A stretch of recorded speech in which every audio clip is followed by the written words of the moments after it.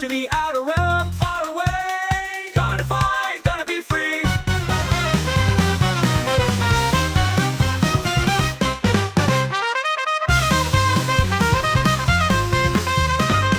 In a galaxy far, far away, onto the fire, onto the sky. Yeah, children of the Republic, legends never die.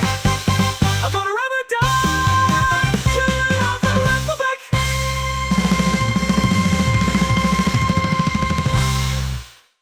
And in other news, we are once again, against my better judgment, live. Before... There is no God, and God has left us. Yeah, you're not wrong. So, well, last we left off with Star Wars, The Golden Chalice, The Chains of Edena, insert additional titles here. The party have made their way to the planet of Edena. Okay. Have made their way to the planet of Edena, where you have fought your way through the System's Edge.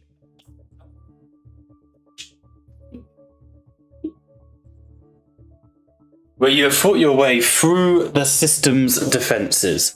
The Twilight Fleet is currently locked in a stalemate with the Sith entourage, the Sith fleet. As part of the stalemate, you have deployed to the planet's surface in an attempt to gain the preferential treatment of the queen of this seemingly the entire fucking planet, the planetary governor, who goes by the name of Queen Alemetheia. Now, you have fought your way through the city streets, befriended various locals, Kaleem, last session, I believe, and briefly made contact with a local Kushiban resistance ring, which mostly includes 3 dudes. One of whom I think died. Did Scamp die, or did you guys revive him? I revived him. You did revive him. Yes. They were able to slip away, to deceive and to move out before they could be apprehended. However, you were able to sort of make contact with them.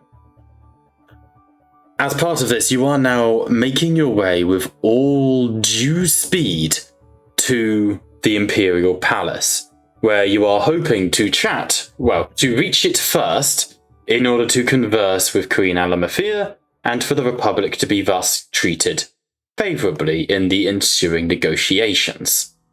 Oh, however, Bob, go on. would you mind repeating all of that? My ears apparently aren't working. Oh, wait, never mind, that's a different character. What? I'm confused. His ears don't work.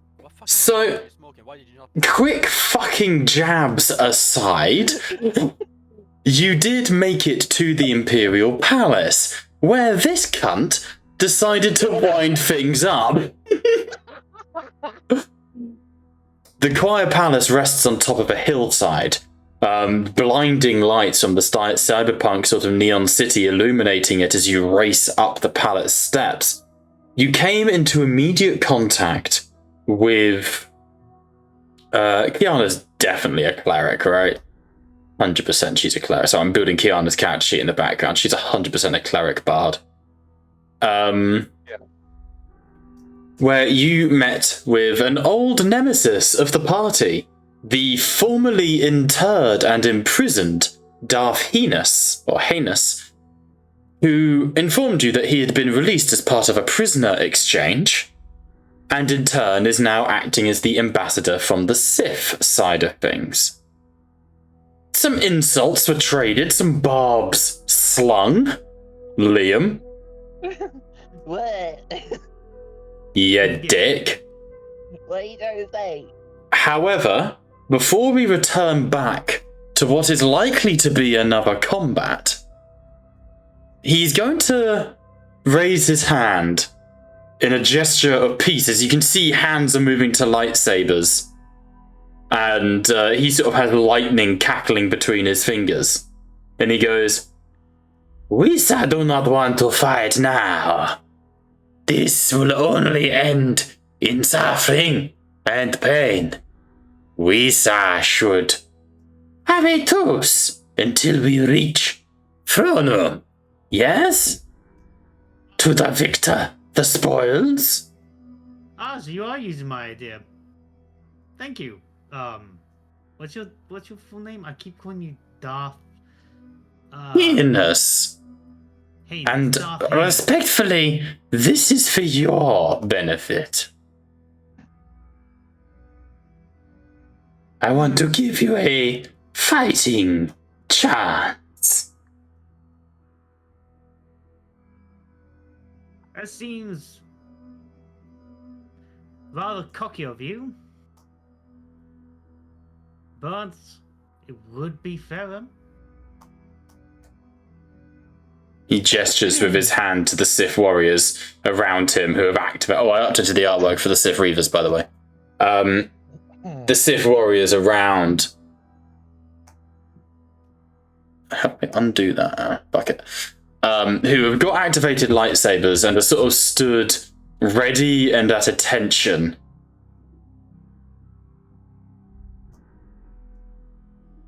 Would you mind if I used that opportunity between Kaleem and Heinous as a reaction?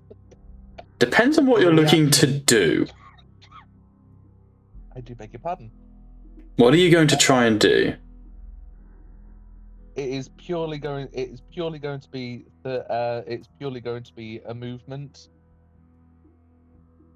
Are you trying to get ahead of them? With a one sentence. Effectively. Bear with me one moment. I'm trying to find where it is. Liam. Yes. My idea was to keep him talking. Is your plan to try and get around? I would like to stress you guys are in a situation where, like, he is aware of you, right? I'll ask Darth Heinous. Hmm. Jedi prison for a while. I do apologize for the. I was imprisoned on Coruscant. I do apologize for the slight beating you received when we first fought. I did. His eye twitches slightly. Yes. Orbital deployment was impressive. If you remember, you guys fucking hell-dived into that fight. Could I, before we, what role would it be to kind of distract Darth Heinous? I will say you can make a performance check. DC will simply be 12. If Liam's going to try and stealth, he will then make a stealth check, and if you pass, he will get advantage. Sound good? How you feel about that? Good idea, Yeah, Liam? absolutely fine with that. I mean, it's not really a choice. I'm being polite, but you know. I'm just trying to lock him into conversation. Yeah, I appreciate that. I think without an insight check, you can certainly tell that Heinous is a talker. He's someone who can be manipulated in this manner. I've got an 18. Okay, so Liam would have advantage on his stealth, and then I will attempt to beat it with a perception. Apologies, I am running on my laptop, so I'll have to roll twice. That's fine. Take your time. 28. 28. Let me see if we can get a perception check here going. Oh, like shit. 18. Plus 8 as well. I have to say, Darth Heinous, you were very good in your upswing with your lightsaber. I have to say, I did try and copy it in the last few fights in a few other missions ago. You would do well to copy my strategies. But Misa, more interested in the power the Force offers. I, Misa, would demonstrate should we become enemies. But we conversing, Darth Renatus, so we should not fight this day. Let we unite. And behind him you see boing, boing, boing, boing, boing, bounces. I will roll with the other Sith, but they need nat 20s, just so you know. Actually, here, you forgot your coffee that B-22 made. You did take your time. I'm gonna roll again for a stealth. No, there's no need. None of them have passed. Do make me an acrobatics check just to hop down off the building that you're on. Don't want to. Well, tough. I will stress, I'm not going to allow this to go on too long because the palace does have other security measures. You know? Okay, so you drop down from the edge of the building, Liam, landing in a crouch, and you realise the palace... Make a perception check for me. Just because I will be fair and show you what you're up against.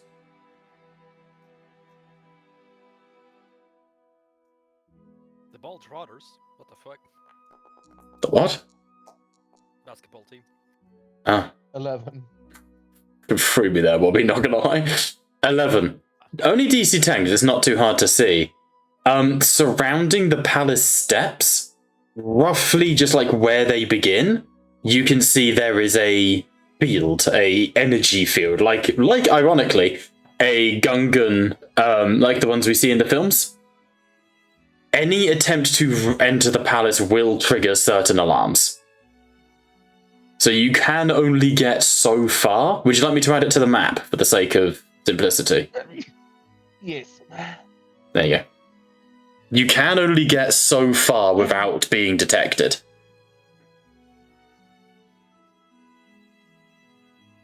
What is this music? It's chilled. We're not fighting right now. It's very... I love it. It's very Bridgerton. Of distance. I'll probably gesture to Oz. Oz, Yep. do you remember Darth Heinous in the fight? Nope. Why are we so having this talk? And Haynes starts to look agitated. Are we so going to the palace or no? Mero would shout back, I am, I don't know about you. Are you so savage?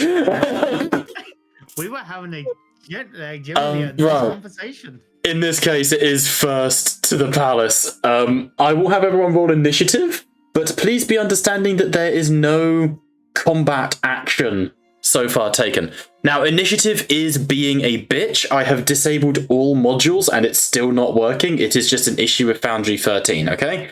So you need to roll initiative manually. I'm really sorry. And then I will use a pen and paper. Disgusting, I know. And do it that way. So if everyone could please roll initiative. No. So it would just be a dexterity ability, right? Oh, but it doesn't take into account any fucking... Please make a note of any alert feats or anything like that you might have. Just because I'm not going to be able to know. I have my Vigilant Blessing, which allows me to get advantage. That's Oz. I don't need to roll for Oz.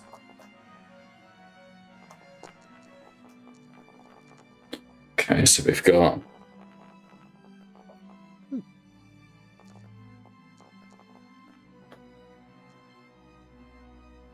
$34. Jesus! I got a 21 and I was quite proud of that. I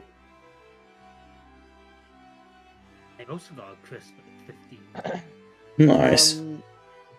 Out of curiosity, Bob, the carousel, is it in active combat or? It should work once I've updated all of the initiatives. It's just being a bit difficult at the moment. There should be an option to roll all on that. Yes, and I have clicked it. When you click the buttons, nothing happens. I have to update every initiative manually. And that has happened even when I've disabled all modules, so it is just an issue with the base game. Typical D&D. It's fine. Just entertain yourselves for a few seconds, and I will get everything updated. So Initio, update participant, initiative value 15. Fucking rabbit, where are you? There you are. Update participant 34. Fuck me. Darth Heinous on a solid 20-something.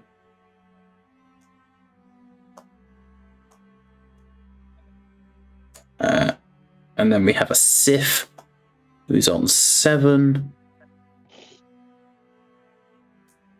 Sith on 6. A Reaver on 21. Solid. I said entertain yourselves. Are you not entertained? No. Fuck. At least I'm not entertained, Misa Death. Fuck's sake. Misa about to drown some fucking miso soup if I don't stop hearing that stupid ass. Please kill this guy first. You love his stupid ass voice. Hell no. Yeah, you do. You know you do. Katie, by the way, can't join us tonight. She's just not feeling well. She's really quite under the weather. Just so you know.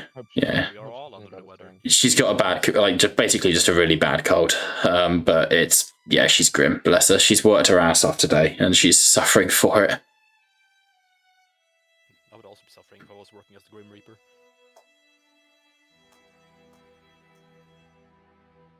How is Oz going? Oz is on initiative value 8. How is Heinous not before Oz on 22? Skill issue. Genuinely. So confused. Better.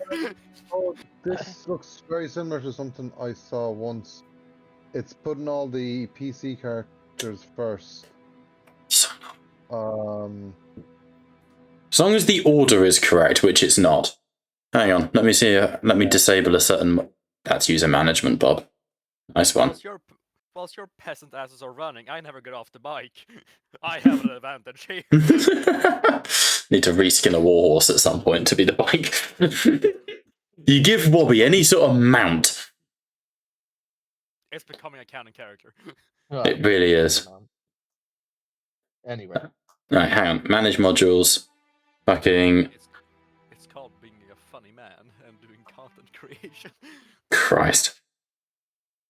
Am I wrong? No, not in the slightest. Jessica fans there are out there. One, that's me. And I'm doing enough for thousands. Okay, that should just force a reload for you guys. My apologies. Don't make me speak a little beauty.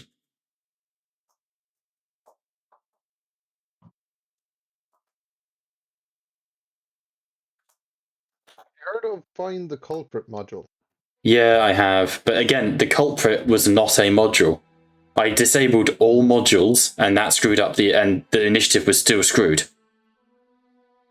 So it's something on, Foundry's end, which it will fix itself in time. This is D&D 5th edition. It would take like a week,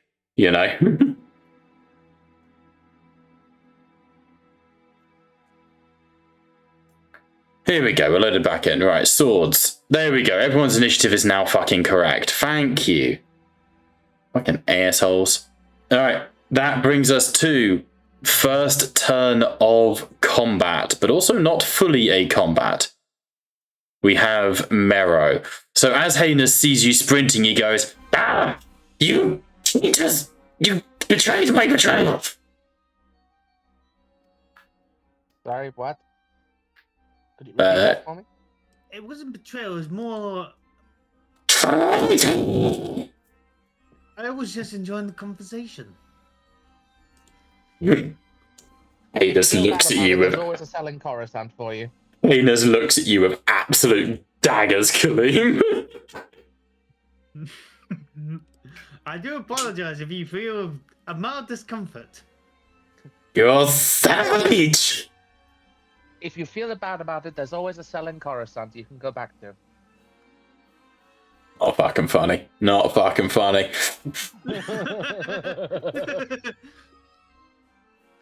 Alright, what's your turn, Liam? So, if we're not going into combat... Well, you are in combat. Oh.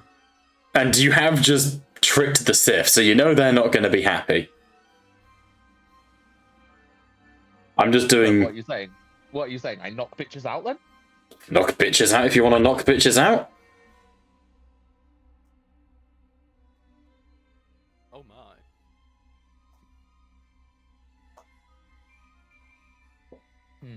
So anyway, I started swinging.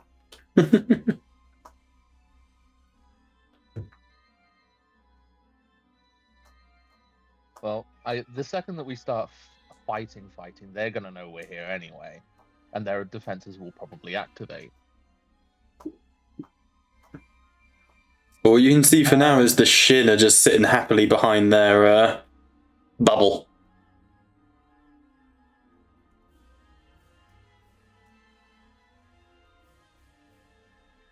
Womp. I'm going in. Fair enough. Can't argue with that.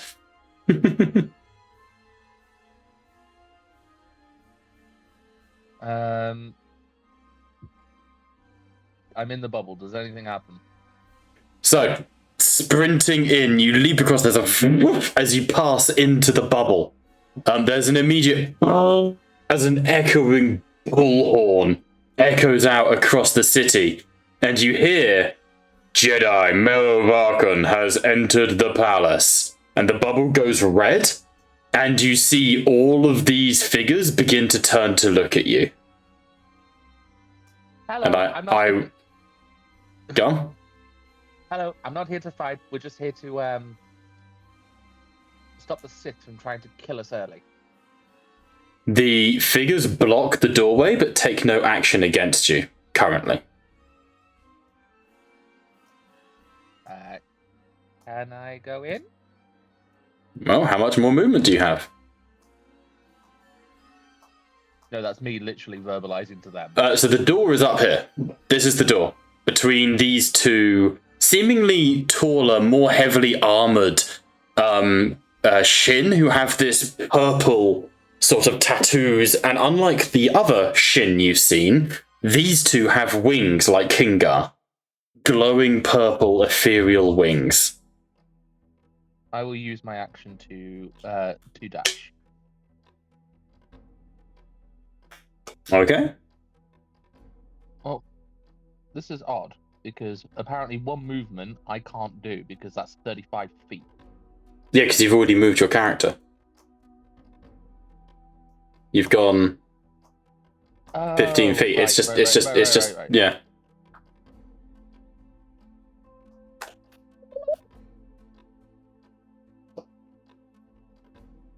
Okay. As you sprint past the Suresh soldiers, they've got their guns trained on you, but they do not fire. As you approach Liam, this Shin looks at you and just very quietly just goes, "Do you pass the test? Are you worthy to enter the mind of my mistress?" Depends on the test, but I'm open to it. I'm always social. Right, I need you to make a DC 15 wisdom saving throw. Aha! I believe I could get advantage on those. Bear with me Yeah. one moment.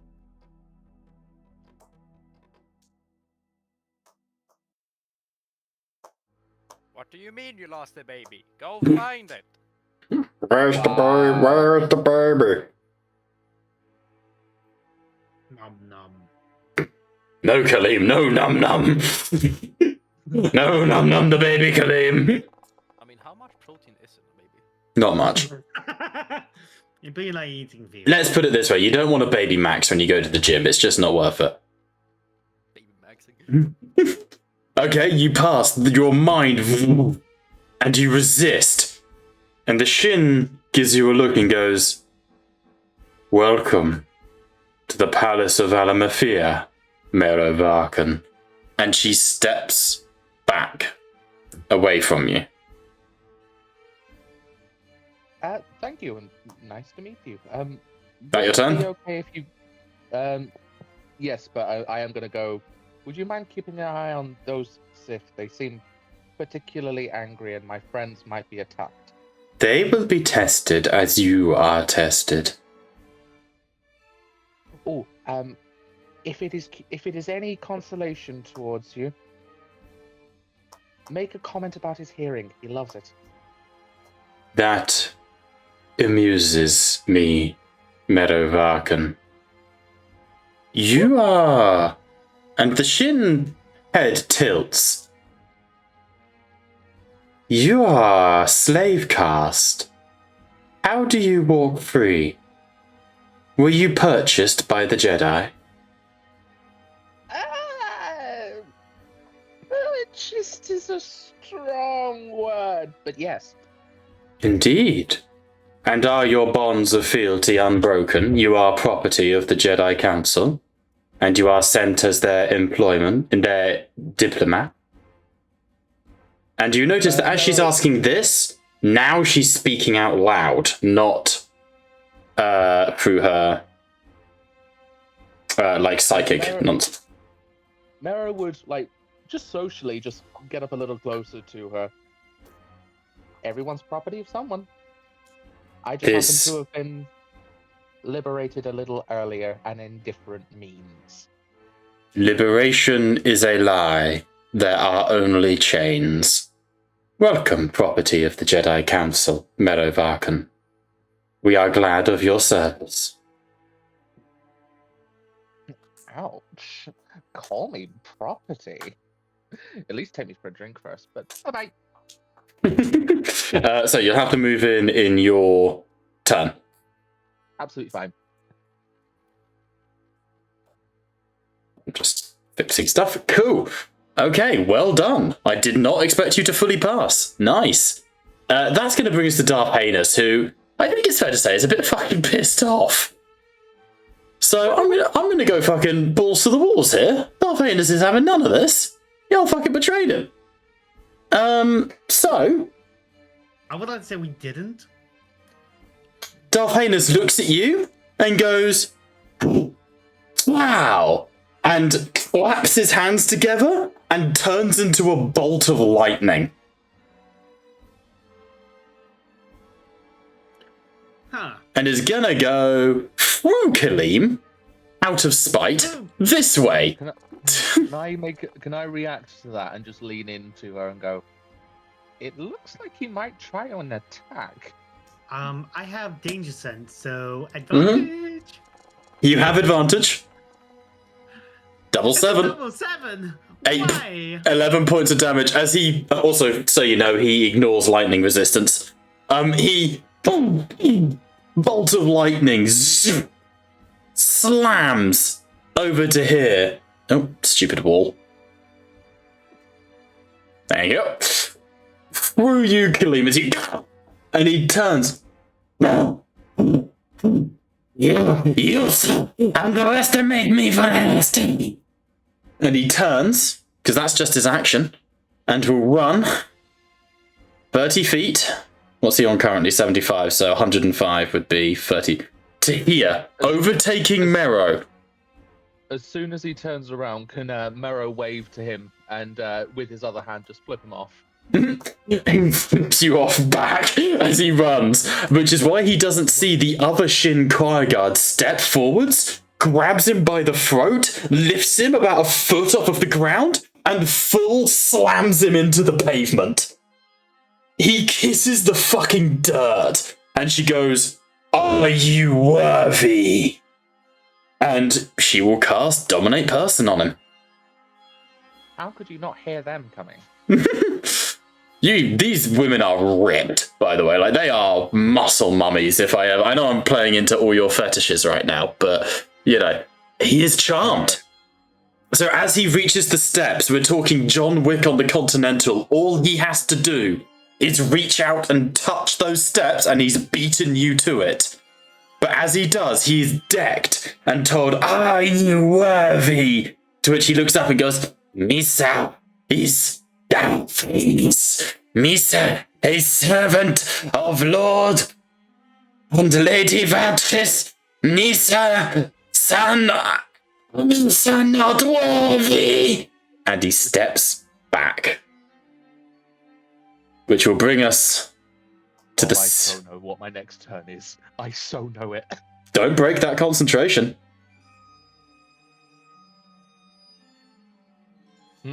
Don't break that concentration on him. Or like the charmed thing, because that'll break it. Oh no, it's that concentration is caused, but that concentration is sourced on the other two, isn't it? Yes, it is. But if you attack him, he will attack back. He's under no orders not to fight you. He just cannot enter no, I know. right now. No, I know. Still, that's pretty badass. We have a Sith Reaver goes, "Onwards, my lord! Slay them! We will dispone them!" And this Reaver is going to... I believe these guys have a rage. Yep, is going to enter his rage, giving him 10 feet of movement. And he's going to run up to Inicio and take his attack. So he's got Reckless, Mind... Oh, they're Berserkers. Nice, that's nice and easy. 2 Lightsaber Berserkers. I knew I was doing something right.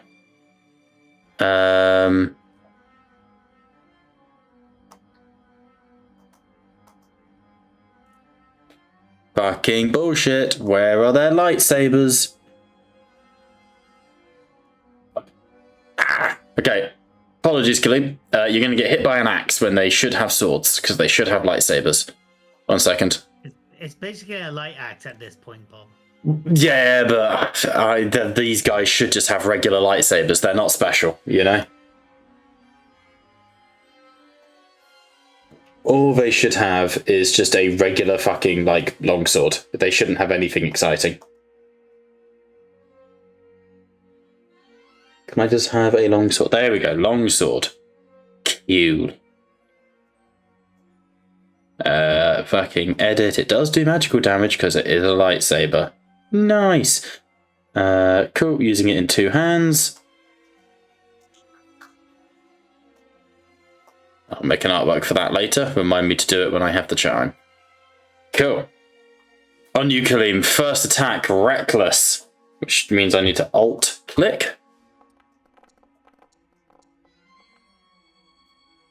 20 to hit. Yep, it hits. Okay. One of them cuts into you, and you hear just murderously, "It's traitor. Take the weapon."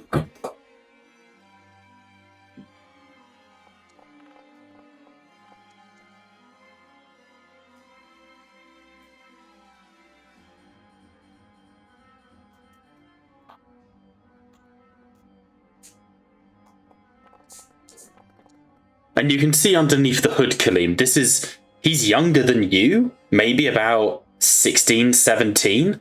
A young Sith pureblood with his tendril. He looks almost like just a human in red makeup, right? In like his tendrils are barely even begin to drop. Yes, that's a penis joke. But you see what I mean? Of like, these guys are, you would know from being a Sith, the equivalent of like Sith chaff. Kaleem. Does that make sense? Yep, that makes sense. Yeah. Cool. Alright, that's his 2 attacks. Does he have multi-attack? Does he attack again? No, he just has extra attack. Oh, cool, so he does get to attack again. So they're built as player characters, you have to bear with me on that one. Wait, didn't they have the extra attack already? 2 lightsabers. Oh. For context, Sith Reavers I built as 7th level barbarians, part of the Berserker. That's what you're up against. Sith Warriors are 7th level warlocks, because I felt that suited the Sith quite nicely. Cool, that's his turn. B-22. On the outskirts of this combat, having difficulty keeping up. Engaging murder protocols. I shall protect Mistress Neus and Mistress Kingar. Query. Mistress Kingar outwardly presents as female. However, gender is not confirmed. I shall protect they/them. And he is going to enter his rage. That's frying pan. He is not going to enter his frying pan. Hang on. He could enter his frying pan. Lets him move 10 feet. He's going to charge the nearest Sith. And Kingar on Neus. I'm sorry, Pat, but he would protect Neus. That is his main prerogative. So he will go for the Sith warrior here. Why can't I get his character sheet to come up? There it is. Right, unarmed strike. Gets 2 of these. First one's going to be to grapple. Sith passes. Second attack will be... Oh, no, we're just going to punch him in the face. 22 hits. That's good. Jesus, that's good damage. Does he have any extra attacks? Action Surge I've already used. Second Wind I've already used. Oh no, I haven't actually used Second Wind. Frenzy. Make a single minute bonus action. Cool, I will attack again as part of the Frenzy.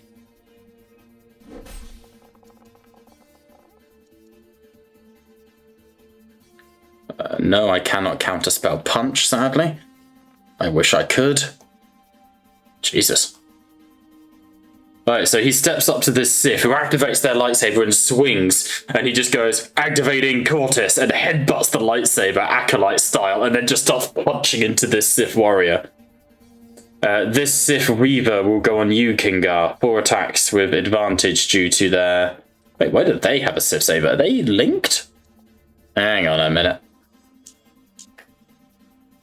That's not good. If they're linked, they're all sharing a health pool. We don't want that. Whoopsies! Update token. They all took a bit of damage for no reason. It's fine. I was going to say... A reaction Spirit Shield. Cool. Does that come up as an option for you? No. I can't do it on myself, so I have to do it for the others. Got you. No stress. So, Kinga, reduce one of the attacks by 2. That's all finished. I think the first attack hit in 2 seconds. So that puts me on... why can't I see my helper? 42 hit points. Nice. Okay. That'll bring us to... oh no, he's still got 2 more attacks. My apologies. Yeah. Reckless. Out of interest, Kaleem, does that give me disadvantage or anything, just so I know? No, it basically just reduces the damage by 2. Yeah, but don't you, and forgive me, but are you not raging? Because I swear people have disadvantage when you give disadvantage somehow, I swear. Ancestral protectors. While raging... Kaleem's not raging, so he can't do that. No, I just wanted to check, because I just don't want to cheat you out of any, cool abilities. So,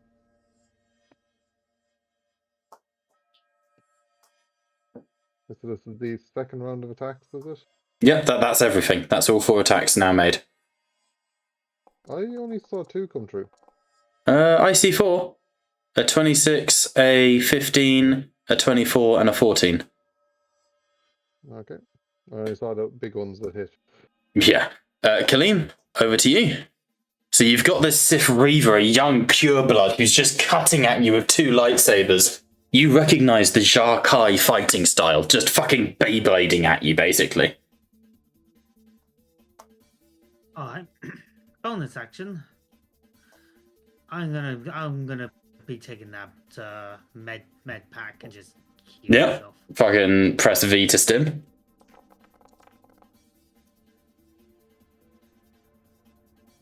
And he reckless, so I get 2 attacks based. Yep, with advantage without need to rage, without need to reckless. Just remember the damage will be halved if you rage, which is always nice. King's pronouns are angelic/godly. I love the way the typo was Kingar for King's pronouns, but also Kingar is our king. We stand for Kingar.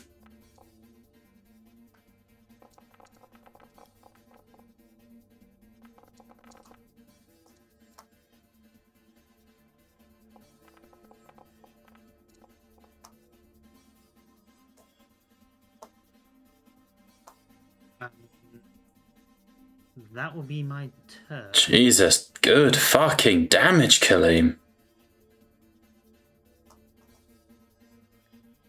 Hang on, if updated. -7. No, cool. So you carry the blades away with your purple saber, duck underneath an attack, score a wound across the leg, but it sparks off of the armor. This is a duel. These, even though they are not as precise as you, Anitzio, they aren't as trained.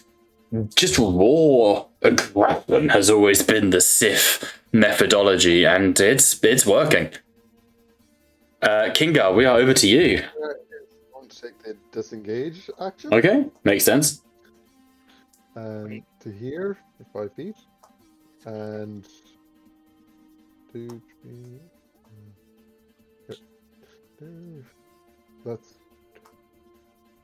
20 feet total. And I'm going to go another there for my full movement. Nice. And yeah, that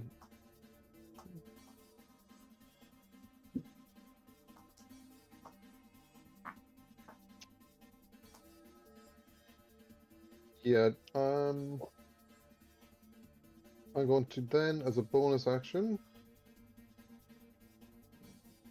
Yep. And do you have Sanctuary on? I shouldn't. No, it's just not turned off. You shouldn't. I was just checking because obviously I would have needed to have made those. Yeah, no, I don't have it on at the moment. But speaking of Sanctuary, my bonus action. Mm-hmm. Ooh, what a twist. Something completely unexpected. Do I have a counterspell anywhere in the world? I might do. No, you don't. Nope. No. Yes, I do. On the Sith Warriors. One of them will react in counterspell at 4th level. Con save. Oh, sorry, 3rd level, not 4th. There's no need for a con save. That's only. Yeah, sorry. I'm afraid. So as you start to put that protective shield around you, there's a flicker of lightning and the shield shatters as a Sith warrior stops you from being able to do so. Alright, over to Naeus. Naeus goes, what do you guys want Naeus to do? Help in the fight or go for the objective? Help in the I fight. think going for the objective. Ooh, conflict. Gonna say put it to a vote. I'll put it to a vote. Also, Liam just fucking ready to throw hands. Ooh, conflict, guys. To be Ooh. honest, I ran could then. potentially, if I'm not raging, I could potentially go down and that's me out. Because 4 attacks, that would kill me outright. Well, Kaleem is low on hit all I'm points. saying, it's you don't want to kill Katie's character when she's not here. Oh, Katie's character she's on 40 out of 48 hit points. Don't worry about Katie's hit points. It's Kaleem's you need to worry about. More like mine. Well, to be fair, actually, it's Katie's on. You're actually roughly the same hit points, Kaleem. But don't stress about that. Katie is a monk. She is fast as fuck. If she wants to get up into that area, it's whether you want to use that to your advantage, basically. I would say One thing is, once you get someone in the door, the combat is secondary. we kind of have Liam for that. Liam is already up there, so we can possibly just rely on Liam on that. Put it to a vote. Kaleem says stay and fight. Pat says go for the door. Liam? I am going to play devil's advocate and go preserve Kaleem. Okay. And Bobby? Yep. On a so what would you like Naeus to do? Stay in the fight or go for the door? On a tie, Naeus will stay in the fight. Because I think that's more Naeus's, she would deal with the immediate threat. I think the tie will be down to you. Yeah, I'm stating what it would be. Going off purely what I know from Naeus, isn't she a reporter? Wouldn't she instead avoid combat and try to get an angle or something to get a camera? Yeah, could do. Why don't I then try and do a little bit of both? What we'll do is Naeus will... Oh, he's only on 18 hit points. Naeus will move here 5 feet, 10 feet to here, staying in combat range. She will target the Reaver going for Inizio. She dodges around and goes... This is different. And as a lightsaber buzzes over her head, she turns down and full on the knees. What's his name from Mortal Kombat? Not John Cena. Johnny Cage. Smack straight to the balls. Sort of straight jab. And she will go and make a full round of attacks on this dude. Let's hit. Let's go for a main action attack. Which hits.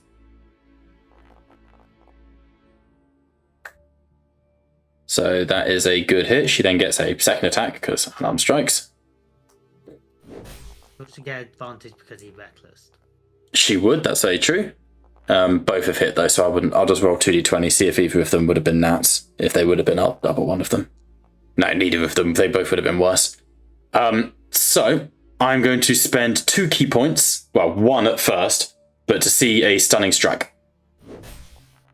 See if he succeeds. He does not, so he is then stunned.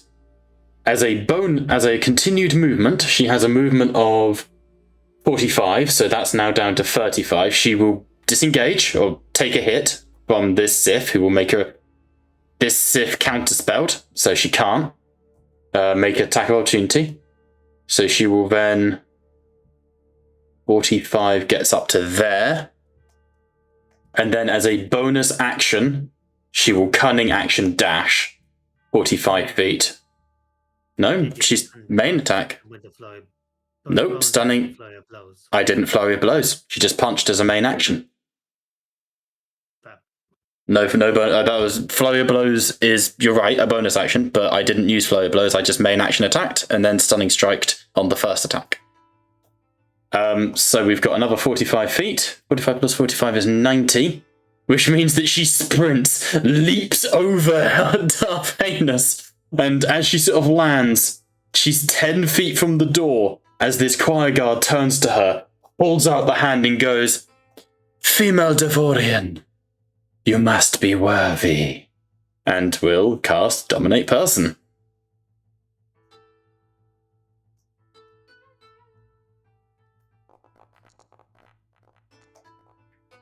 Which Naeus fails, and I think I'm Naeus. And you see her just sort of go limp and steps back next to Darth Heinous, unable to enter the throne room. Over to Oz. I know I ain't worth it, so let's just get this thing over with. Man's real about this shit. Fucking 60 feet, I get all the way up there. Alright, full dash. You're not at the doors yet. What? Well, they're only going for people once they try to push through the door. Got it. So I'm just standing here now. Nice. Can I check if my clone is worthy? You can't.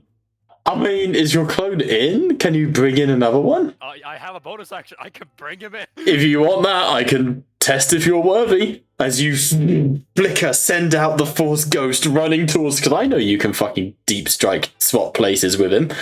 So, what I'm going to do is I'm going to place my clone right next to the doorway and do the thing on that guy. No, it will be on you. But... replacement if I get fucking corrupted. So a shimmering visage of Oz runs towards the door. The same woman who just charmed Naeus twists, looks at you and goes, "Oz, are you..." As the image runs past. Let's roll it. Hell Hell no. no. I know for a fact I ain't worthy. Hey, you might nat 20. That's not a nat 20. Wow. I told you, I don't stand next to other people. Your Force Ghost flickers as you stagger, your doubts and insecurities coming to you all in one moment. Everything you've ever considered, everything you've ever turned your back on, all in one moment comes to you. You are not. No. Oz, as you look into the doors, they're open before you. You walk forwards, and as you do, there's a crunch beneath your feet. And you look down at leaves drying in autumn, and you are back in the forests of Valora. I'm going to kill the next person I fucking see. You are lost within the forests of Valora, Oz. Release me! That is your turn, which brings us to the Sith Warriors. This guy gets his reaction back as he goes to try and kill B-22. I know you guys would probably quite like that, but I like B-22. Yeah, I like B-22 too. Mm-hmm. He hits. He wounds, does half damage. Second attack, because he is a Pact of the Blade. Misses. Cool, this guy, Sith Warrior. Anicio is rough. Kingar has Sanctuary on, however. No, Kingar Sanctuary got counterspelled. That's important. This guy's going to run 10 to here, 20 to here. I think the threat is Mero, and he's not an idiot. So he's going to target Mero, and you see him go, Lords of the Sith, watch me. Witness me! And he's just bolt of lightning into Mero's back, which is going to be an Eldritch Blast. Action dodge. That's not a reaction. Oh, is it not? No, it's not. You even said bonus action dodge. Shit, fuck. Wait, how does that hit me? It didn't. It auto rolls damage. Right. However, Eldritch Blast, he gets to fire 3 shots. So where the fuck is it? Can I favorite Eldritch Blast? That'd be really handy. Where is it? Spells. Eldritch Blast. There it is. Favorite.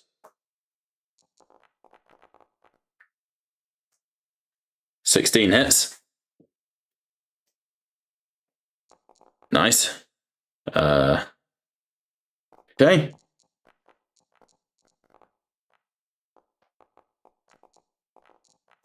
So, bursts of dark side energy strike into Mero, Liam, and you feel it burn against your back. However, he does not have, I do not think, Relentless Hex, he does have Repelling and Agonizing Blood. Oh, damn it, he knocks you 10 feet forwards. Twice. He knocks you 20 feet forwards. For fuck's sake, he knocks you, towards the palace. But do make me a dexterity saving throw and add the 4 from your lucky footwork earlier to it. Just as planned.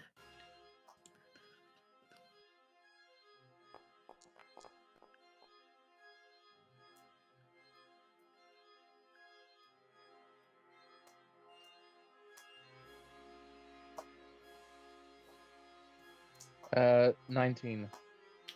19. You're good. You stumble, but you don't lose your footing, which is frustrating. But acceptable, if annoying. So, that will bring us to the top of the round with Mero.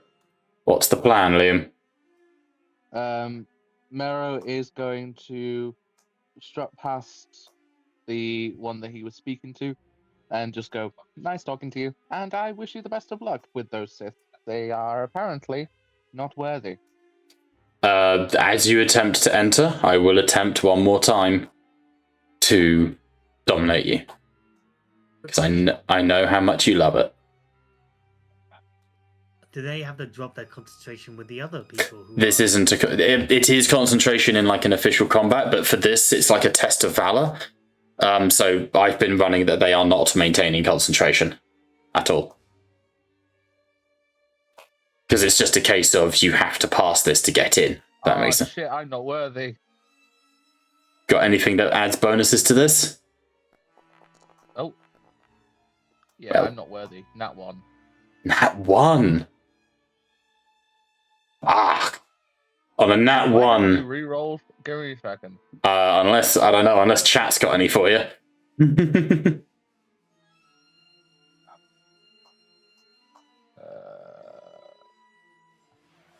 Hello, incoming. Speaking of, Novo, giving you a reroll. Bobby's Force Ghost is the one who rolls all the nat 20s. So wisdom, yeah? Mm-hmm. Well, just re-roll it, yeah. The DC 15. I'm afraid not. On a 9, Mero, please describe your darkest moments, the parts of your mind that would be shut off to other people.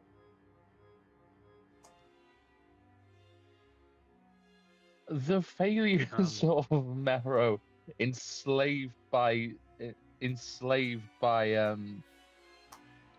many species in the name of the Jedi Order all come flooding back. Mero's not worthy. Why am I a slave always? As you think these thoughts, the subtle voice of the Shin Choir Guard pokes in your mind. Unworthy, slave caste, unfit for duty, taken by the Jedi. Not even worth their efforts. What good is a slave to a queen? And you are unable to step foot in the palace of your betters. Question though, why do I get tested twice? Anytime you attempt to pass the doors, it'll be the same for anyone else. So the first time was to introduce the mechanic to come up to the steps here. Second is you actually trying to go in. Anytime anyone tries to go through the doors, they'll have to make this test. Sound good?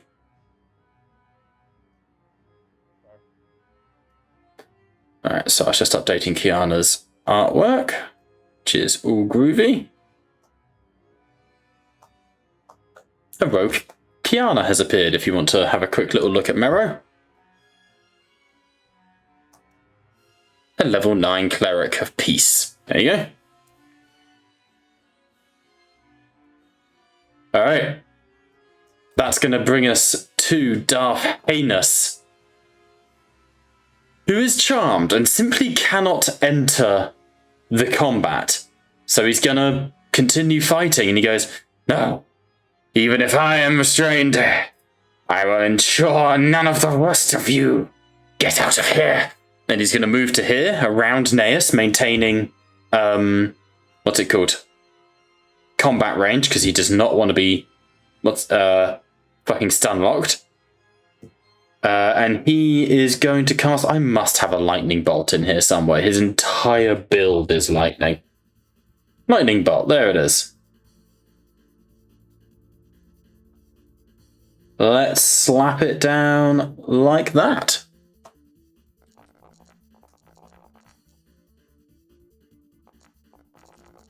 Love that he targeted himself with that. Top bloke.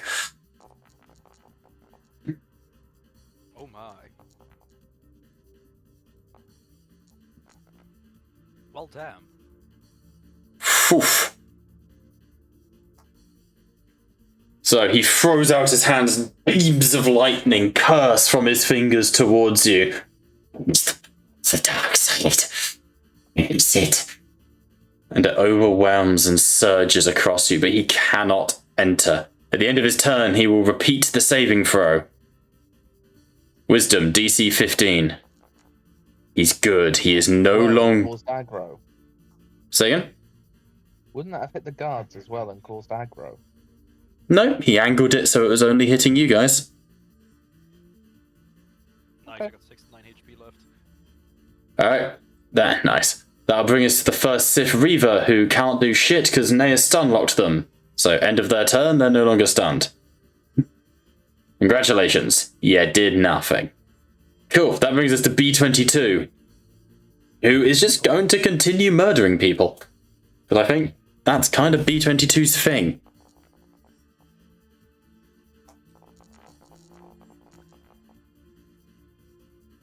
Jesus.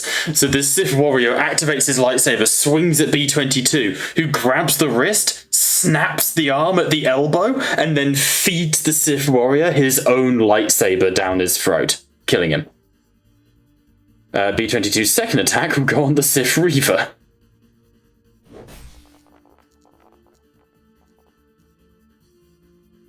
Hits. Deals good damage. Cool. That will bring us to that Sith Reaver, who will attack B22 back with advantage. I will just zip through these as quickly as possible.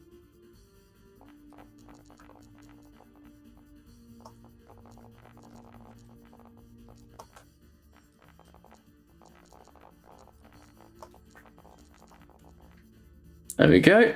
And that will bring us, Kaleem, to you, mate. Inicio. Alright.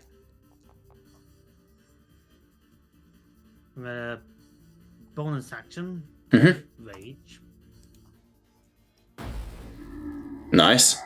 We're gonna go in between these two. First attack is going to be on this Sith dude. I'm not going to reckless. I'm not going to. Why am I rolling it twice? You've got advantage. Because he raged.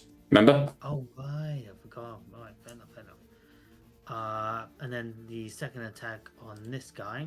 Yep. Do it. Oh, no, hold on. Don't attack this Sith guy. He is actually... How's he dead? Hang on.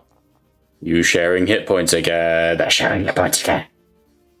He is basically dead. He has 12 hit points remaining, but... Oh, now he is very dead. Yeah. Cool. Non-lethally. Yeah, I will knock him unconscious. Where is it? There it is. And I'm going to basically look at Kinga. Kinga, me and B22 are injured. Help us. We can hold them off. They are fine up there.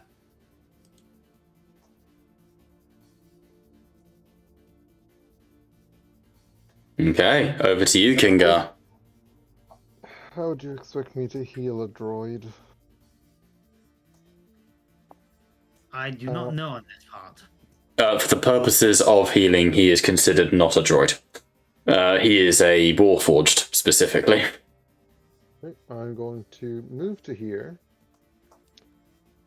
And then... Where is this gone? That one... Bonus action. I am going to cast Mass Healing Word. Oh. So, second. On Gleam. Basically, I'm getting the entire party from here. Yeah. Sorry, I keep forgetting to hold shift when I target.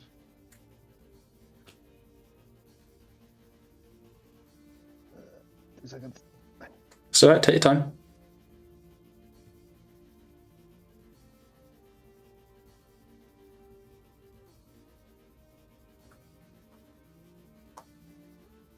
Right, so Mass Healing Word. And I'm going to cast this using my 5th level slot.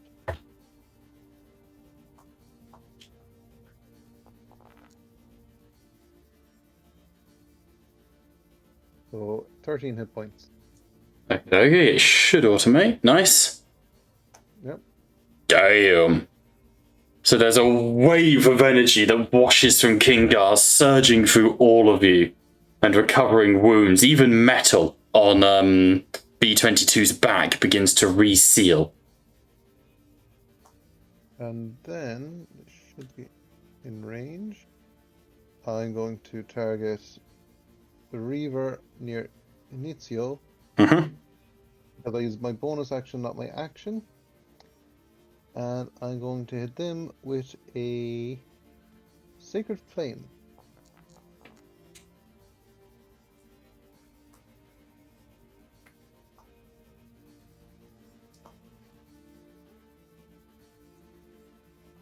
You made them barbarians, right, Bob? Depends on which one. This one. The Reavers are barbarians, the Warriors are warlocks. What I'm saying is you have danger sense, Bob. Yep, that's all good. They still failed. And that is my turn. All right, very nice. Over to Neas, currently still charmed.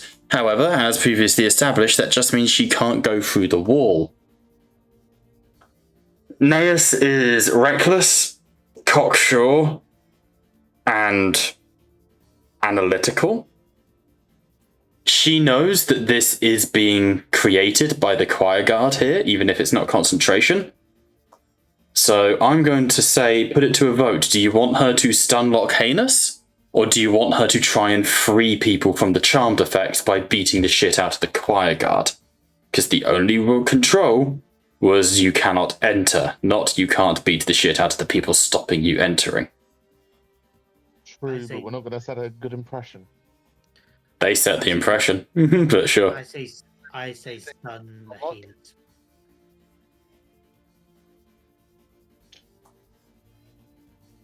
It's up to you guys. What are you saying, Pat? Stunlock. Which What one? I'm saying. Hina. I do tend to agree. Callum? Kaleem? Wobby? I did say stun or Heinous. Stunlock Heinous. Cool, that's the majority vote then. So she turns as that lightning bolt skims her back, twists, and full heel to the back of the face across Anus. Like, serious martial arts, like kung fu shit. I tell you what, she will grapple, but she does gain advantage on against him. Or rather, he should have disadvantage. That's fine. So he's now grappled. She will then pummel the shit out of him. She gets a free attack for having grappled him, which is a 2, which should have had advantage. So I will roll that again.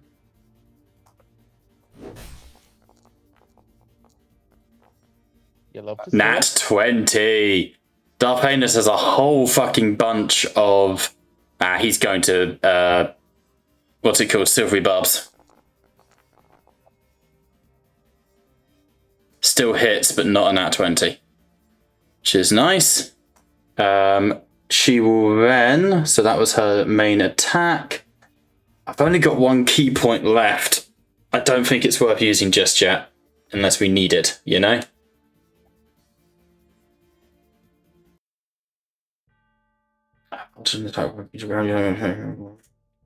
Okay. In that case, cunning action, she will dodge. I always dodge these days. The options. So cunning action to dodge on Neas at the end of her turn. Oz, over to you.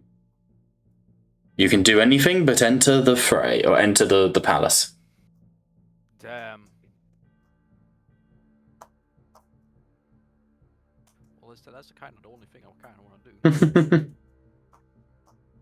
I'm just gonna have my Force Ghost move over here. Bonus actions to swap fucking places with the bastard. That will be my turn, and I guess I do the saving throw after. At the end of your turn, yeah. Cool. That's the only thing I think I can do from here. Okay.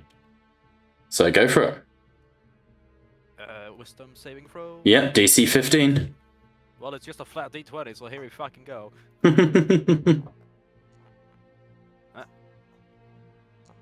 Better luck next time.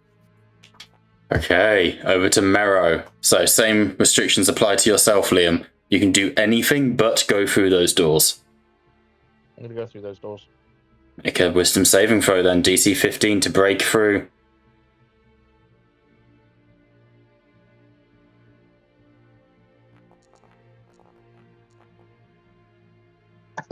It's close, but it's not a success, I don't think. It's not loaded for me. What was it? I don't know. I've had to reload. Bear with me one moment. That'll be why it's not loaded.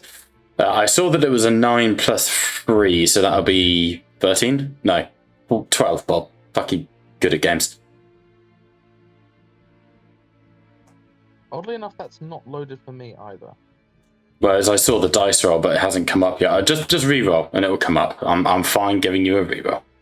Because I think you have advantage on these anyway, don't you? You said earlier. That's what I'm trying to work out, but I can't work out where I saw it. I'll scan through your shit just while you're on it. Barrier tattoo, AC. Oh, do I need to update your AC, by the way? For the barrier tattoo? Probably. I will do that in the background. Barrier tattoo, attune, and barrier tattoo equip. Hopefully has now updated your AC. Yeah, AC 17 now. Masquerade tattoo, bonus action, you can, as an action you can use the tattoo to disguise yourself. Very cool. Oh yes, this is why it's, you have to choose which, you can only attune to 3 of these, Liam.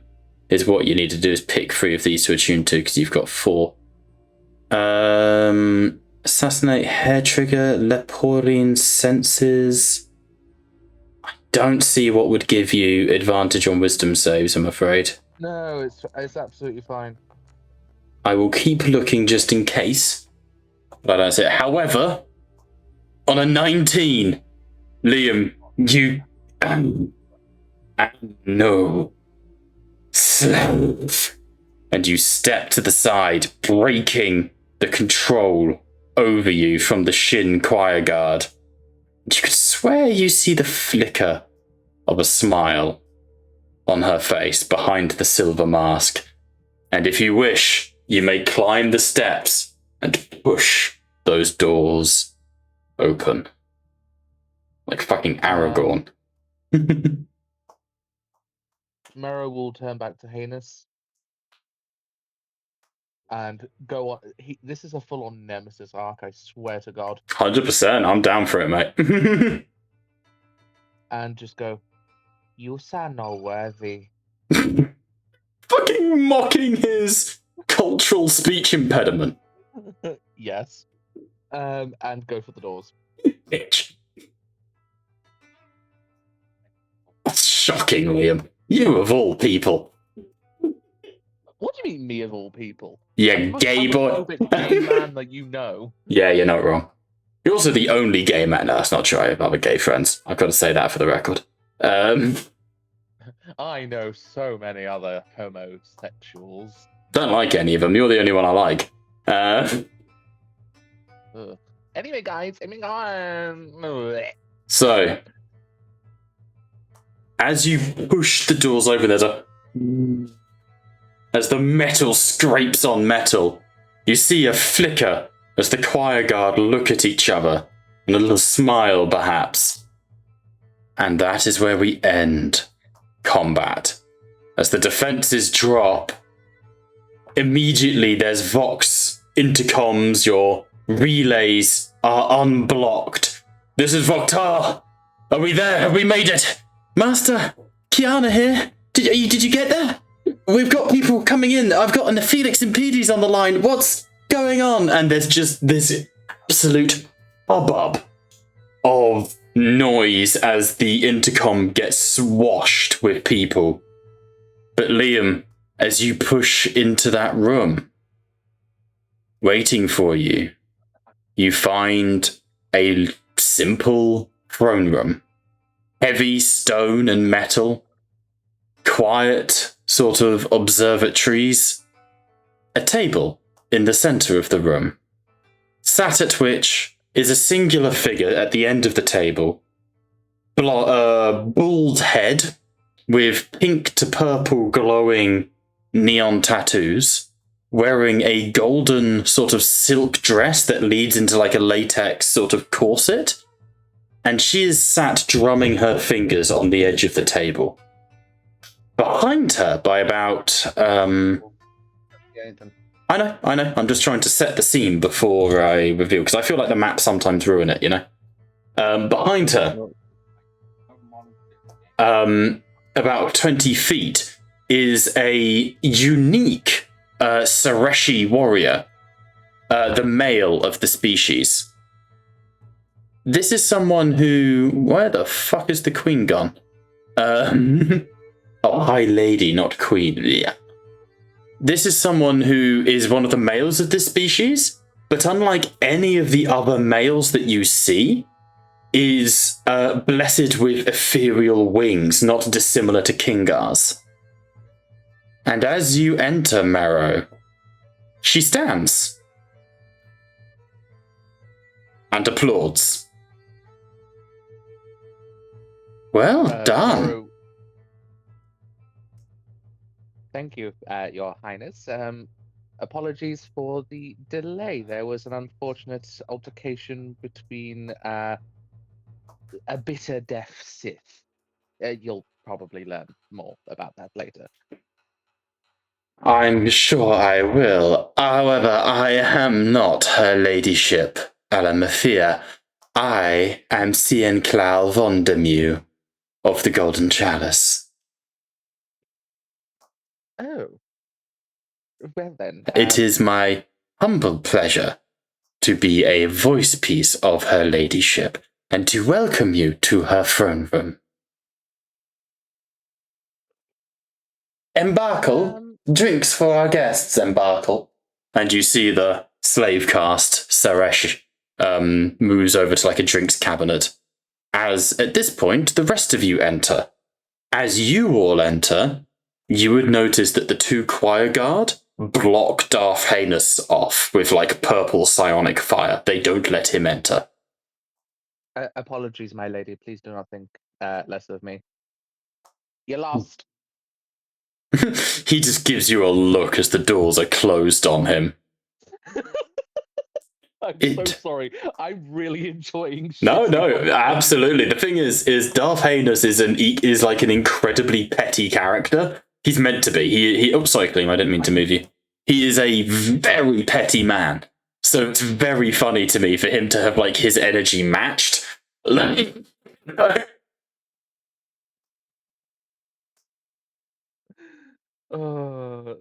It's fucking amusing. I know he could fry me with fucking powerful. He can. He really can. He is powerful. Xiang moves over towards you. Welcome, one and all. You must be the Jedi I have heard so much about. Master Renatus, Oz, Varkon, Kingar, and of course the Golden Chalice's very own investigative journalist, Neus Drock. And who are... And you see sort of slipping through the doors, sort of sneaking in, is a small, cheeky little Kiana. And she sort of pushes through the door and goes, Master, please don't hate me. I was trying to deliver a message. Kiana, what are you doing on the surface? Actually, how did you get here?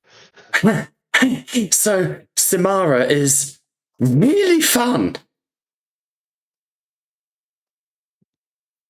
Oh, don't let the pilots babysit the Padawan again. Don't let the pilots babysit. We cut to 1 hour ago, Samara Ed in an X-Wing like style ship, or the equivalent of in this day and age, with Kiana in where like R2-D2 would be, with like a little like Grogu with the bubble around her, just fighting through the clouds.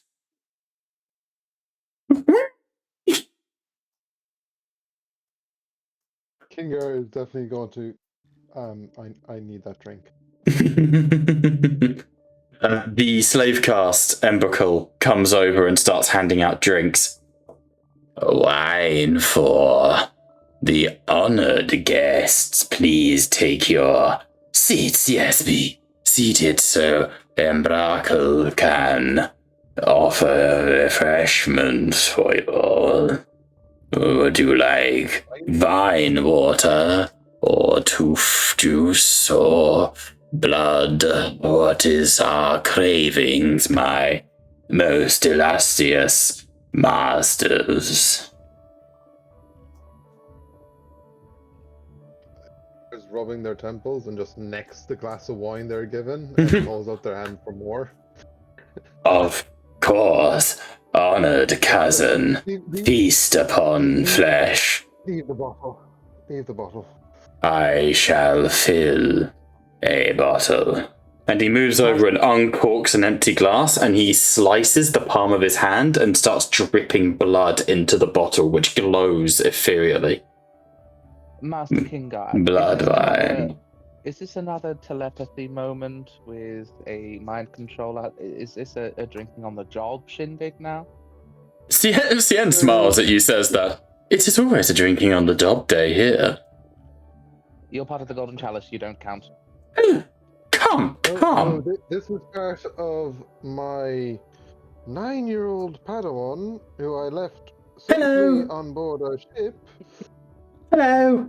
Got through a dogfight in the air. It was fun. We killed people. Oh God, where did I go wrong? Mero would go on one knee to You invited her Kiana. on our team. Mero would go on one knee to Kiana and go, so you're telling me that you got in a dogfight? I wasn't piloting. I was force crushing stuff from the window. So, hold on. You're telling me you got into a dogfight, you killed Sith, and you got into this palace all without being detected? Yes. Respectfully, I have expertise in stealth. Mero would ruffle her hair and go, there's hope for you yet. She has no hair. She has very slick, moist tendrils. But good effort. Kinger's just drinking straight from the bottle right now. Like a proud mother.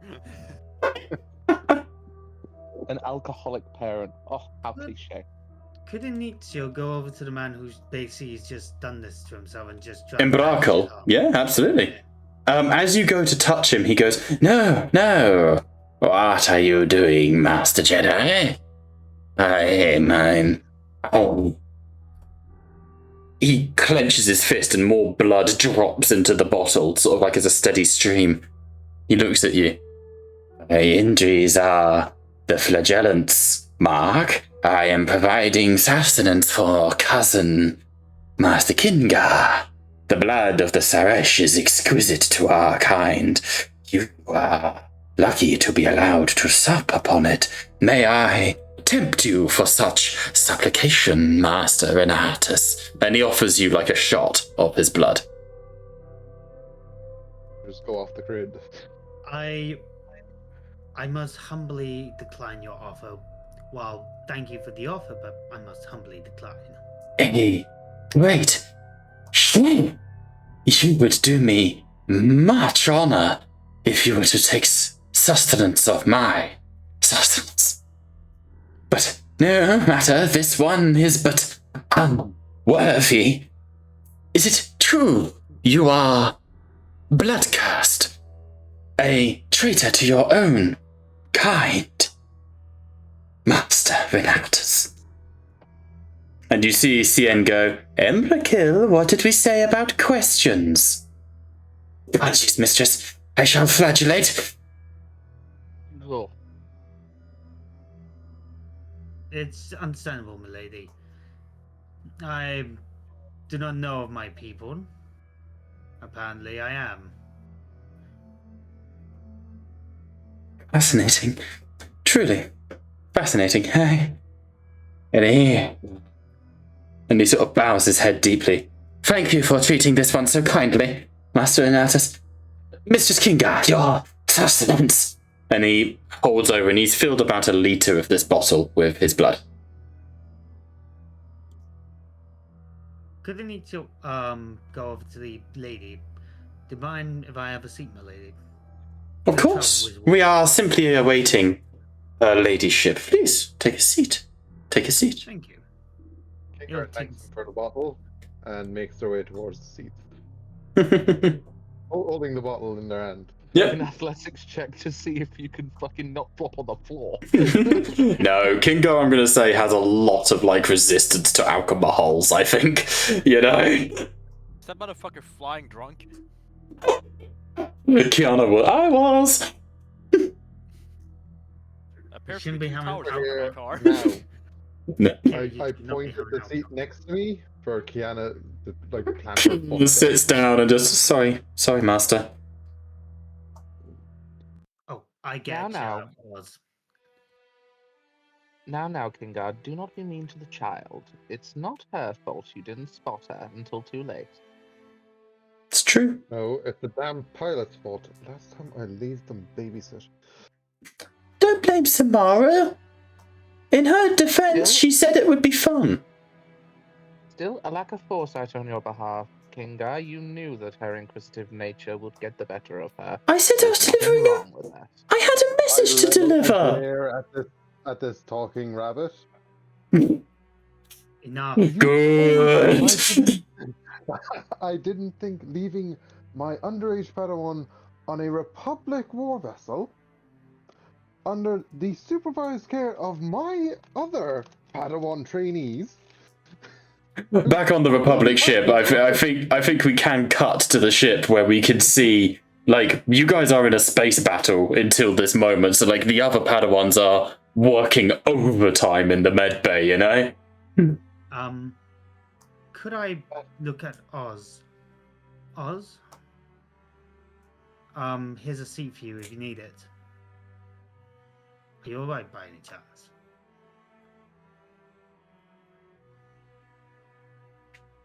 He's dead. Oh shit. He is generally dead. He's just dead. Oh shit. Oz, you alright? Would you like a seat? I got it covered. I'm just going to summon a force ghost to sit in his chair. What? That, A, is a resource. You can't just endlessly use it. It doesn't say it's a resource. Should be. Nope. I don't know. It's actually magic and Oh magic. yeah, no, legit. It's I not. can Yeah. use this as long as I want. Well, that's some fucking bullshit. Fine. Ignitia will giggle a little bit. So Oz has just stood by the door and he sends his astral fucking projection to sit down for him. As you do that, Cien Cloud of Ondermew, God, that name's going to be fun to keep saying, leans back and goes, Master Jedi is such a casual display of power. Are you trying to intimidate me? No. Well, it's working. I must admit I am nervous. Why, it's been some time since I conversed with Jedi. No, use Jedi, not Jedi. Jedi. Jedi. Jedi. Now you're just saying Jews. Jedi. I'm Yes? Jedi. Ah, thank you. Jedi. Jedi. Yes? we Your language is not a natural to mine. we participated in this race. Indeed, and you have won it. Congratulations. What shall you... Jem Hadar. Thank you, Novo. What? Okay. Shai Halud. What, You fool, it's an acronym. It's JEDI. Jedi? You can't. Tell me, you have come to Edena in such a... Sorry, Edenai. In such... this is gonna become a character trait. I'm so gutting this one. Ban the DM. We did come to your planet. Indeed. No. In such a hurry, what has brought you with such expediency to the planet that I helped govern? With a simple request. Fascinating. Speak more. We would wish for you to join the Republic and in releasing of the Kushaban slaves. Indeed, a simpale request. So simple that we would change our entire culture and to join the Republic. This is no mere request. Interesting. So, that is of course not for me to gainsay. That is the choice of her ladyship. But perhaps I can help prepare you. I am a member of the Republic, after all. Can I answer questions? Can I aid you in this matter? I do have a few questions. Of course. You are with the Republic. I am Cien Cloud of Ondermew, a representative of the Golden Chalice. What do you know about your... is it the equivalent of your leader, or... The High Lady Queen Alemetheia. What would you like to know of her? Is there anything that we should also know in case we accidentally offend her? Do watch your tongue. She is a very proud woman, and perhaps the most powerful Iliad Weaver on the planet. She would have made a fine Jedi or Sithus had she been recruited in such a way.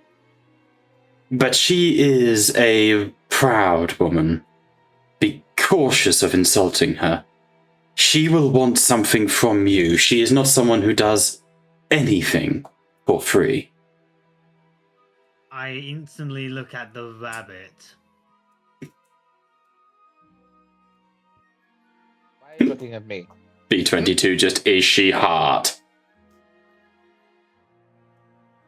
While Inizio's having this conversation, after taking another few swigs from the bottle, Kingar turns to Kiana.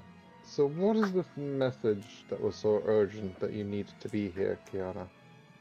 She looks at you and frowns aggressively and sort of glances unsubtly towards Cien Cloud of Ondermew, not willing to say anything in front of her. Do I have a spell slot left? Actually, no, I don't need it. I have my telepathic speech. Yeah, that's all she's getting at. Okay. You link to her and she... Oh, that's weird. And Master, your aura is different. Master. Slightly different. Still a sunset over a tranquil sea, but rather than after a storm. I fear the storm is about to break. But that wasn't the message. I'm sorry.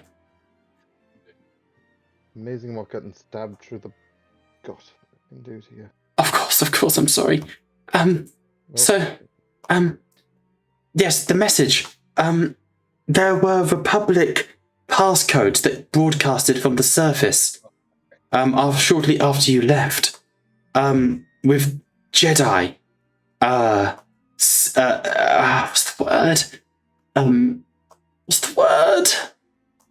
Jedi, Designations. Signature. Yeah, signature. The Twilight, was the captain able to identify the... He was able to identify one of them. There were a number of signatures. One, I believe, was someone I don't know. It was all scrambled. It was like an SOS sort of thing. One of them was, and she sort of hands you a data slate under the table. She goes, there was a Jedi Knight, a Jedi Master. The ranking was obvious, but the lowest rank was someone by the name of Felix. Padawan Felix? And this is in her head, it's worth mentioning. Would I have, in my previous occupation as the pediatrician at the Jedi Temple, have met Felix? Let's just roll a d20, luck check. I'll say on a 15 or higher you remember a Felix. There's lots of Felixes, but one that sticks out.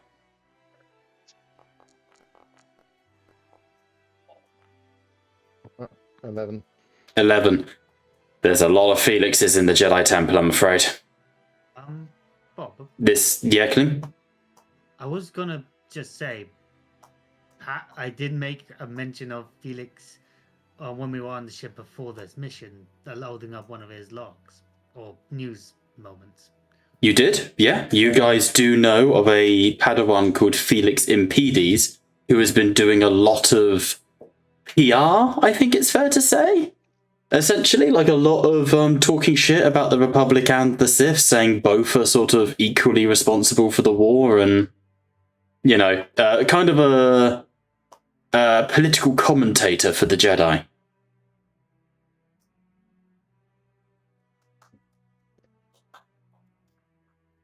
Yeah, but Kinger's also like getting really drunk right now. Yeah, and again, there are a lot of Felixes in the galaxy, unfortunately. Yeah. She goes, there was a couple. There was that one that was actually named, but then there were others that I didn't recognize. 2 knights and a master were the only rankings that we got. And of the Padawan. Indeed, she's still less annoying than Jar Jar, fuck's sake.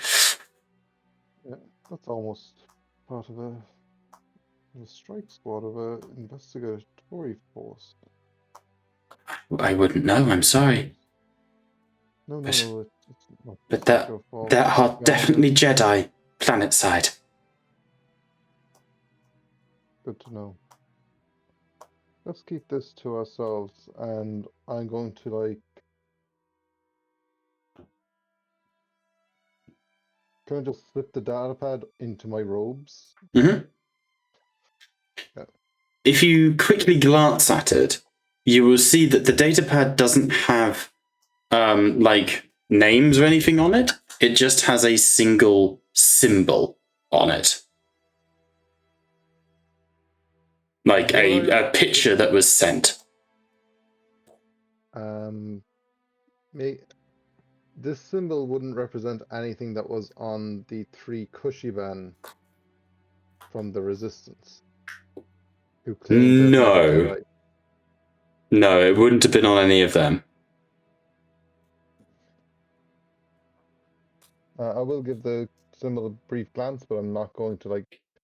At a glance, it is a very simple symbol of a lightsaber hilt broken in half. Yeah, and with that, I have it in my. Yeah. Robe. Just add it to your character sheet as like a little thing. So, anyone else? I will continue questioning the. Yeah, please. This is. I'm expecting pure roleplay from this point on. To be honest with you, I'm not expecting any combats or anything. So just it's on you guys. Go for it. So she is someone who is proud of her culture and her position, from the sounds of it. So, on an insight check of like 2, yeah, I think you also realise why the Republic has had such a hard time working with this planet. The Golden Chalice who have been sent to represent it are biased. Like, this is not an impartial figure, is it? You know, this is someone who is actively partial. You know, they're not going to be really negotiating on behalf of the Republic as best as they should be. You know? So this is, you start to realise where the problem might be. Lies in the traditions of your people. I think it's simpler than that. I think you realise it lies in the fact that the diplomat is loyal to, you know, the Sin Saresh, first and foremost. May I ask, what would she, the ladyship, be looking for? Did change her mind, or for that matter, be willing to compromise? I will not speak for her ladyship. However, she will want service, acts of valor. She will want you to prove your worth. And I can only presume tests. I can only imagine.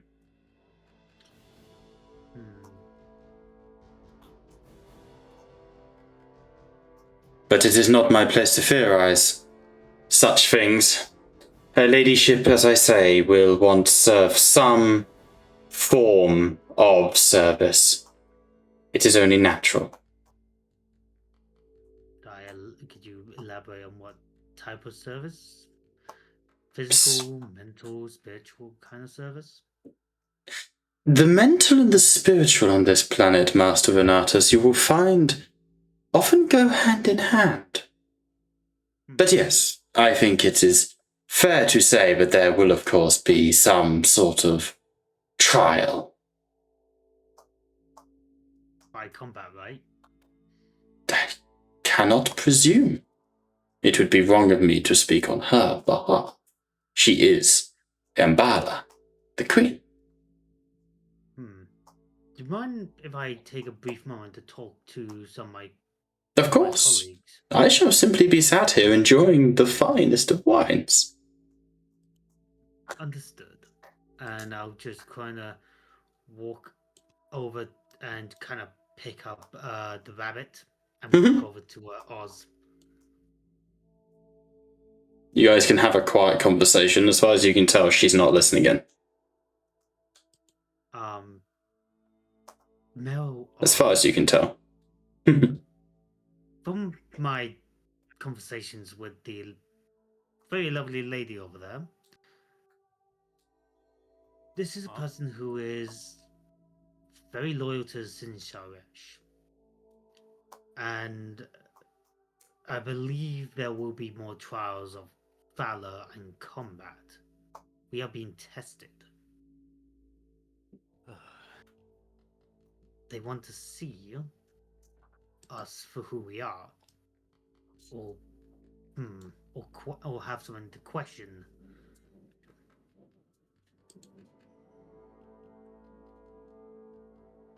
What is your take on it, Oz? We follow the customs. There's not much else we can do.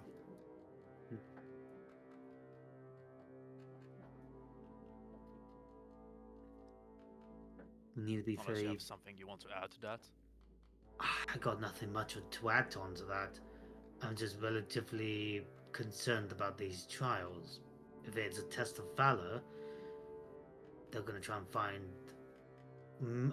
They're gonna try and find something we can potentially fail at or be questioned at. See it more as a test. If they do find something that you're weak at, you can overcome it to become stronger afterwards. That is a good point. Mero? Cinzio? Could I give you a word of advice? Yes. Oh, he's fucked. While I do appreciate the witty banter and camaraderie, can you please not anger them? Like you With did all- the Sith outside. With all honesty, I believe that I think these people are too used to the status quo. The Sith would have been kissing their feet in order to tempt them. I think a little bit of outside of the norm would be an eye catcher. No means I'm not going to be disrespectful, but equally as such, a little bit of flavor from the and Merrowwood eye. I'm going to call her Cloud at this point because I'm not using her full name because I don't know it, and I'm not going to try it. Cien. Of course, that's her first name. Cien. Sien. Cien. He would side eye Cien and go, "The Jedi need to have their own flavor, and if we are going to tempt these people away from beliefs that have been deep-seated for thousands of years, then we are going to have to put a bloody good argument across." It is strange you think to change an entire culture in this regard. The propose. Before you say shut up. The propose. Saying that to Bob. That's to me. The proposal that you have put forwards is one of joining the Republic as well as well as releasing specifically the Kushiban slaves.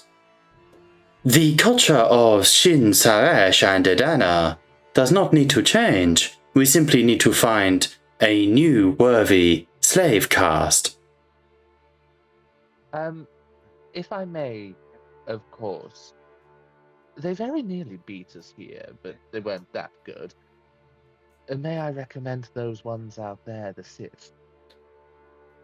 No. Then perhaps speaking with her ladyship is the thing to suggest. If you are willing to stretch a proportion of your prisoners of war to Edena as a slave caste trade, this could perhaps be arranged.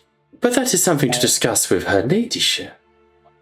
To be clear, Inzio, I see that you are insecure. I'm not on about your species. I'm on about imperial prisoners. That's not... We crave the species. Mel, may I speak to you one moment? Of course. Mel, while that may be a good and interesting trade, for us to stoop to the lowest of a Sith mindset. Not at all. It is a calculation of metrics, Inzio. This war is not currently going very well. At all.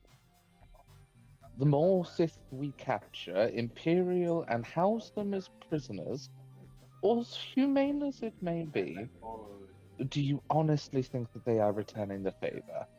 The Republic doesn't have the entire resources available to house the Sith Empire, even if we win. What are we going to do with the trillions that still side with them?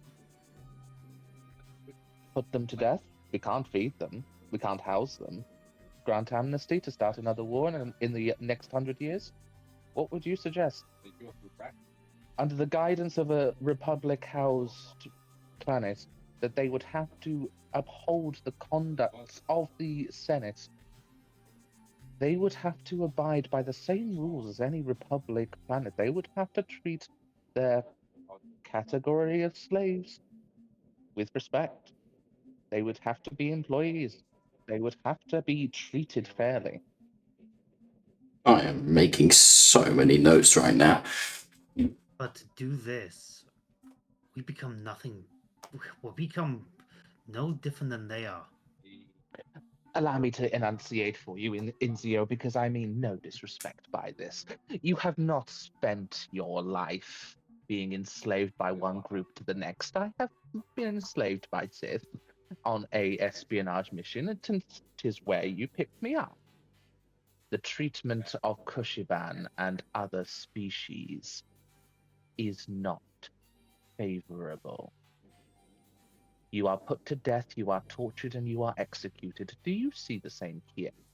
As that is sort of being said, there is as the ethereal wings of Embrakel spread, and he does softly land next to you.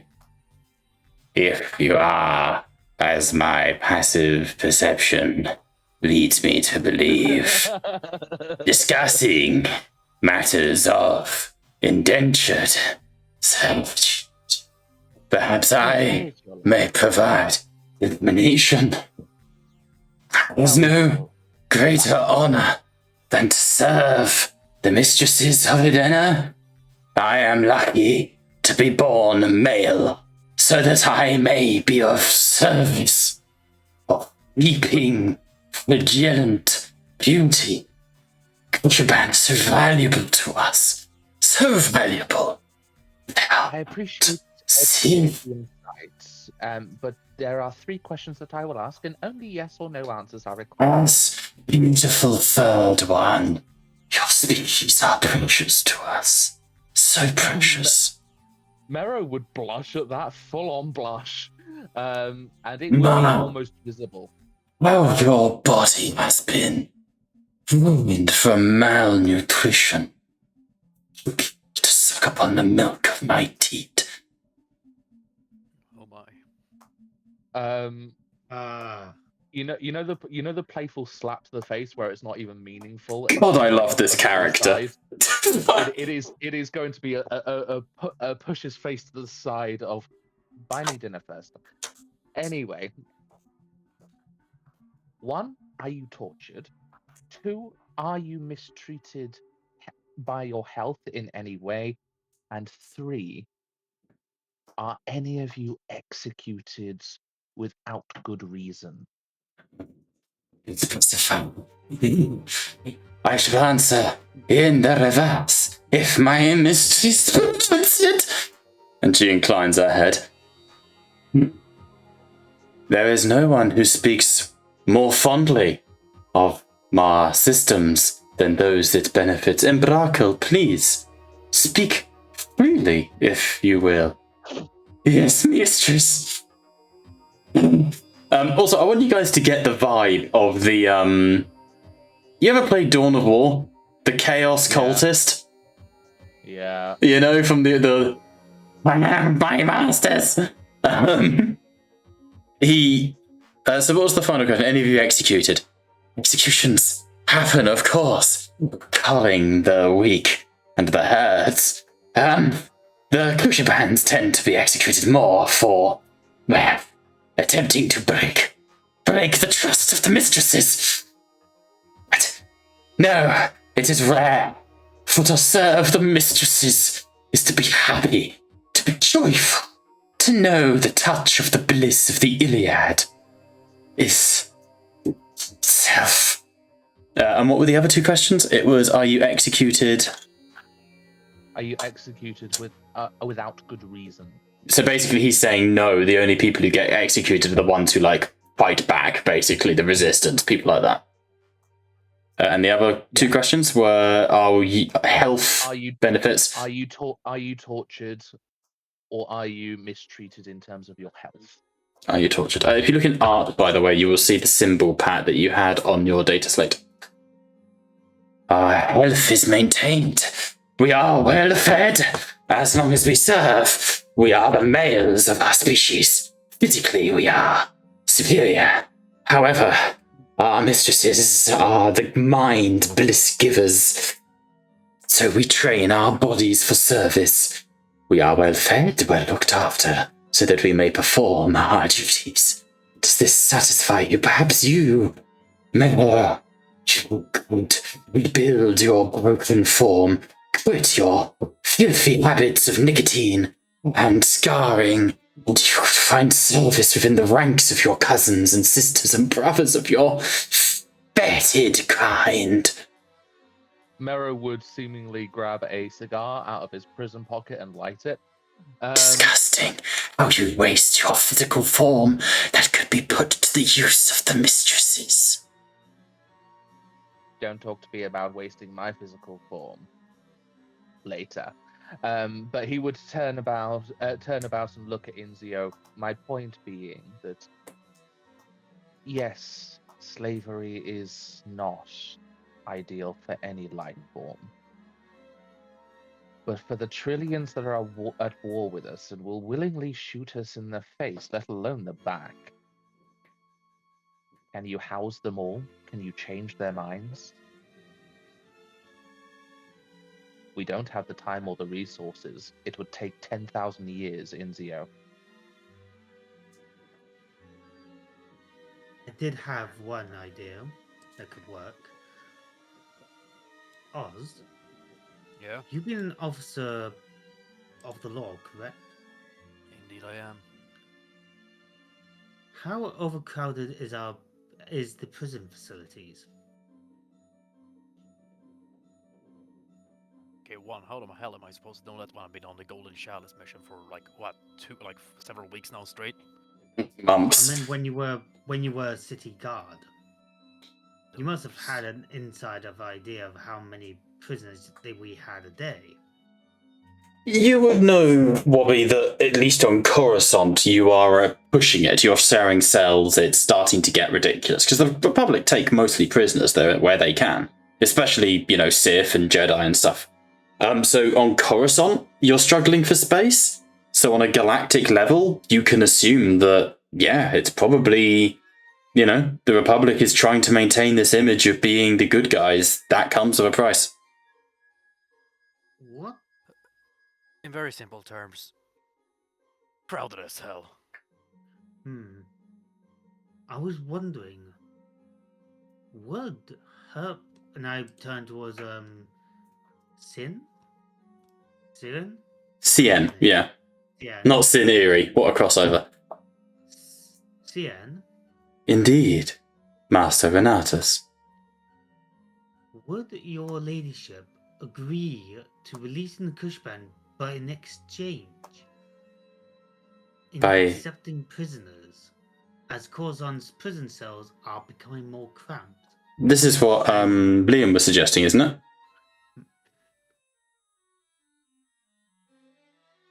No, he was...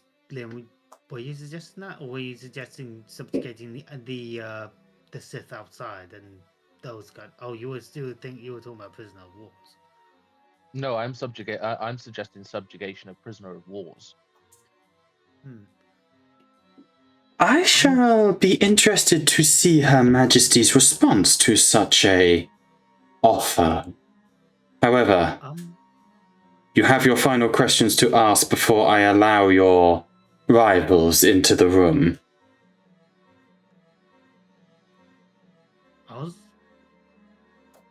And again, my ears just stopped working there for a moment. Okay, Disco had a hiccup and I just heard nothing. Basically, negotiating could prisoners of war be used in exchange for the slaves? And more expanding on not just prisoner of wars, but prisoners in general.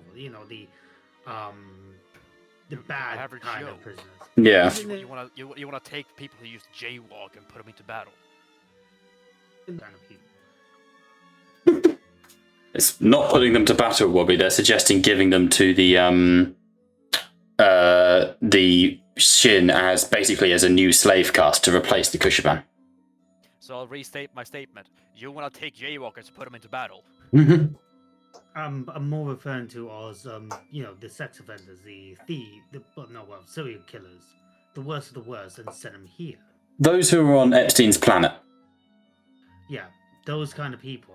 Send them here, and maybe the Golden Chalice could create not a fear campaign, but not a fear campaign, like a new diplomatic punishment for these evil kind of people being sent here and being rehabilitated by Sharish.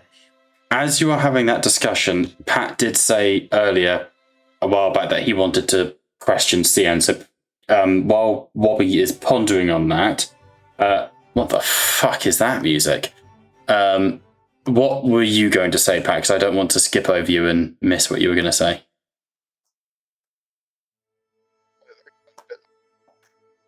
Say again? While they were talking, I was going to be talking to Cien and trying to get more about the culture of the Shin Sharash. Okay. And just because this could inform everyone's decision, so I want to know. Possibly raise the possibility of droid labor instead of slave. It is not satisfactory for the Shin Sharash to use droids. There is a connection through the faith of the Iliad that is required from the lowliest of our servants to the mightiest of our leaders.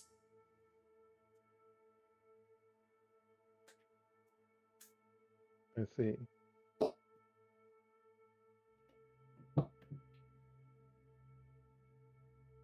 Anything else?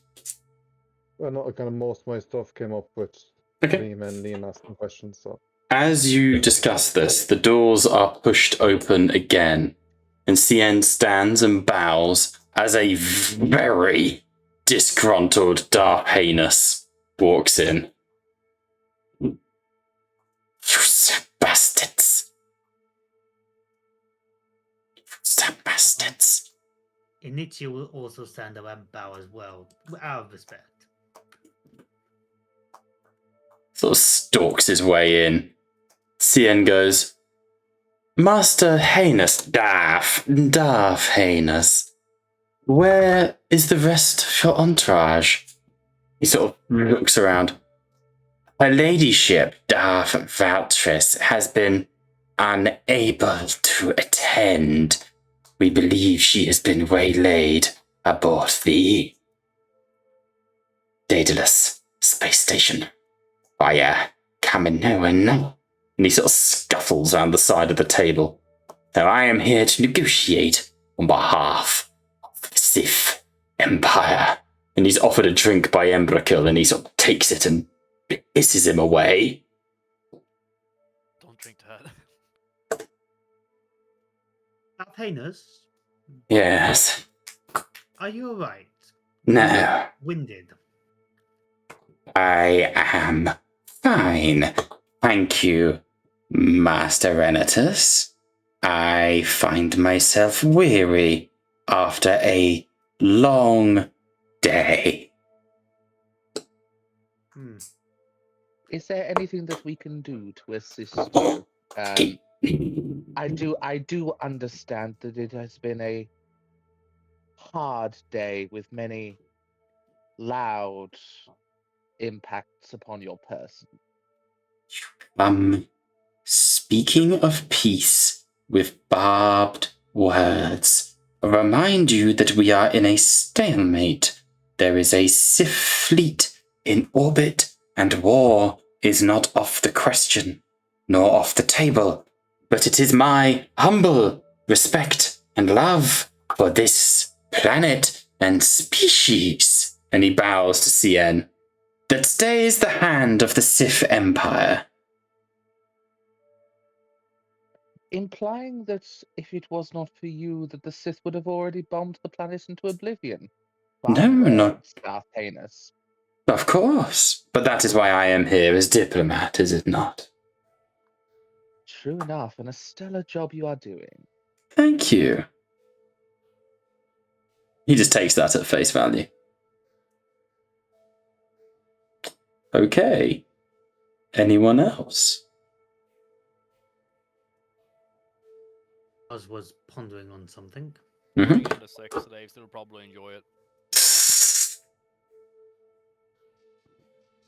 So, as this begins to happen, there is a small wave of nihilistic energy. Whereas you've all had this telepathic sort of communication before, instead of communication, there is just a blanketed wave of null energy, a power that floods over you, an anti-force energy. And the door opens to the left of you, revealing what is essentially a psionic chamber, a resonance chamber. And walking out of it emerges an incredibly tall Sareshi woman. Red robes flow around her. Her eyes literally flicker with burning psionic power. Ah, I am sorry to have kept you all waiting. I hear the Republic made first fall. Cien, you must be so proud of your countrymen. And Cien goes, I am as ever impartial, my queen. Good. Now then, we are assembled. I see the Republic somewhat outnumber the Sith in this matter. Is this due to doubts of your conviction? Or is it a show of arms meant to impress upon us your military might? More than myself and Darth Heinous had a very civil debate outside. You mean you attempted to murder one another? I was watching the events. You did fine work in the streets of the city. I tried my best to disarm and knock out. I have seen this. And indeed, your compassion has not gone unnoted. And she claps her hands, and entering into the room are two commoners, one of whom is wearing Inizio's coat. This is Kyan and Silora, who you were so kind to give aid to, and you can see they look incredibly nervous. Initial will immediately bring a chair or two over and just offer. No. They are unworthy. Miss Silora, and she sort of bows, you have something of Master Inizio's. Return it. And she sort of bows her head and moves over to you and hands you back your cloak, Inizio. And she sort of turns before the queen, snaps her fingers and goes, ahem.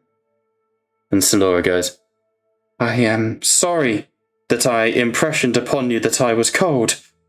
Master Jedi, you are of the Iliad and are chosen of its weave. I am unworthy to wear your clothing. I am sorry that I accepted this gift from you, but I thank you for your compassion. Good. Now, leave. And the two of them are escorted out by choir guard. The queen raises an eyebrow at you. You've come to persuade me to join your republic. And that creature with the lopsided ears has attempted to persuade me to join the Sith. I look forward to hearing your arguments and your spirited debate.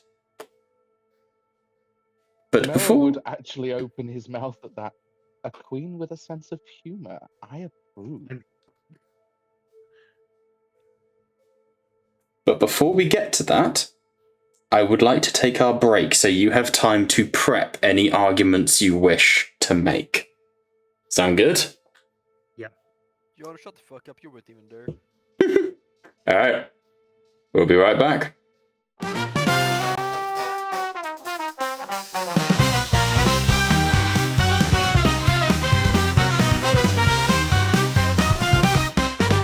From Coruscant to the outer realm, far away.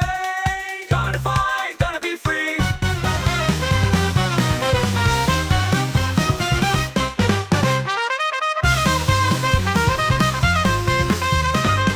In a galaxy far, far away, onto the fire, onto the sky. Yeah, children of the Republic, legends never die.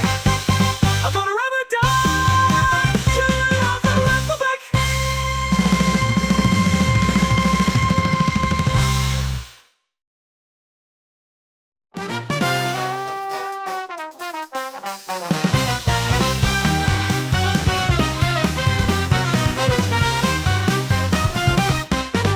From Coruscant to the outer realm, far away. Gonna fight, gonna be free.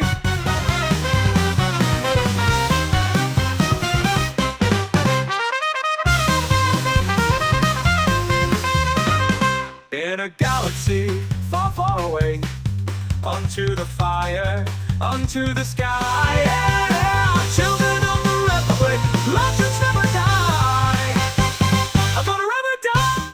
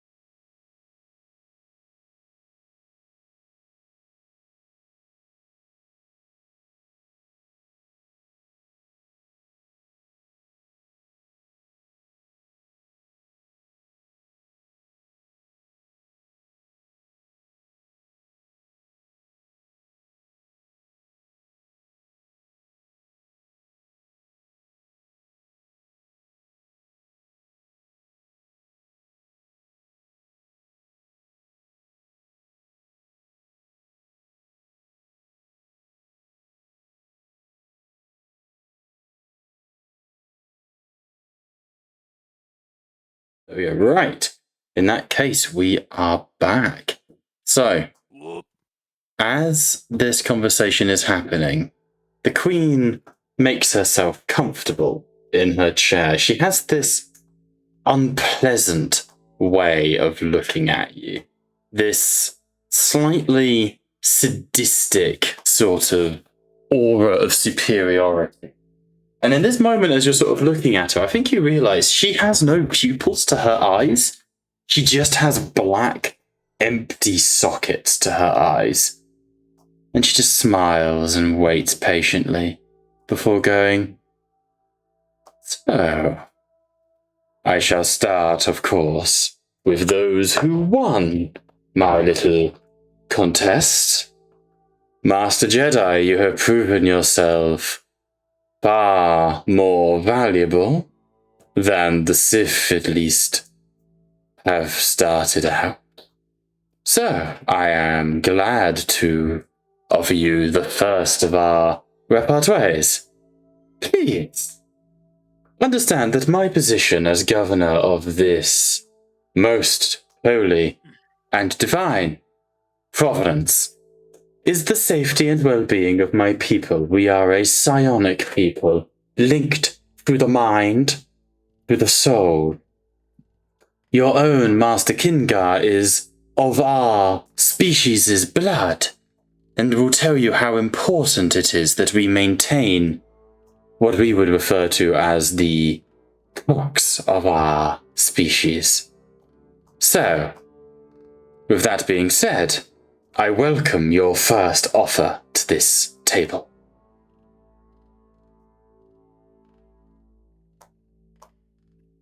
The Republic offers representation. Don't forget the political and strategic benefits of joining the Republic. In the Senate, the Shinsuresh would have a voice. You could vote on legislation, influence the direction of galactic policy. In the Empire, there is no Senate, only a hierarchy. Indeed. Power flows ever upward, never outward. Today, you might be allies, but tomorrow, you may end up their slaves. Ah, I They see. do not make allies, they make tools. So, your Please continue. Please continue. The stability of the Republic. We bring peace, predictability, protected trade routes. Our borders are respected. The Sith Empire brings constant coup attempts, purges, betrayals at every turn. No civilization can build or thrive in a fear of its own leaders. I am a Every living example. civilization that joined the Sith eventually has fallen in time. The old stories of Moroband, of Malachor, and now Drummond Coss. The Indeed. Republic has endured for thousands of years because it's not built on power, but on cooperation. Indeed, these are tempting arguments. I hear them. Master Darth Heinous, your rebuttal. Heinous leans in. What Master Kingar fails to say, of course, is representation in the Senate is only as strong as you are yourself. It is only how loud you can shout, lobbying with lessers. This, of course, requires you to join the Republic in the first place and to give yourself to others. To give yourself to the Senate. You would be their slaves. You would be their controlees. You would be at the whims of other species who have never set foot on Edena. You would be at the whims of other species. I see that your own representative of the Senate had the foresight to be of the Shin. Would you have accepted a Gungan such as myself if I did not wield the power of the Iliad myself? No, and nor should you. For the Republic, yes, is a shared vision, but it is also, ma'am, a shared weakness. You say the Republic's my esteemed rival across the table says I represent a callous society, a society of cruelty that is less stable and has no, what's the word? Consistency. Drum and cast they strike to. Korriban, a wound, a low blow. But we allow it, for the Sith have endured. Strong leadership is the only consistency in this galaxy. There is only one law, and that is through power I gain strength, and through strength our chains are broken. Metaphorical chains, of course, but also the chains of dominance. The Sith would not take your planet from you, my dear Queen. The Sith would simply ask for a tithe of soldiers in return of promising your independence and your right to self-govern, answering to none but the Sith Emperor himself. I believe that is a fairer deal than answering to the whims of every other species in this galaxy. And lastly, to say that the Sith are no allies is unfair, Your Highness. It is a truth that the Sith have long developed a culture of what you would see as betrayal, of conflict. But that is because we believe, as I believe you believe, in the greatest lesson of all, that might makes right. And indeed, the Sith embrace this. I myself am a Xenos to the Sith kind, to the humans who often run the Empire. I am Gungan. But I have risen in the ranks because of my power and my foresight.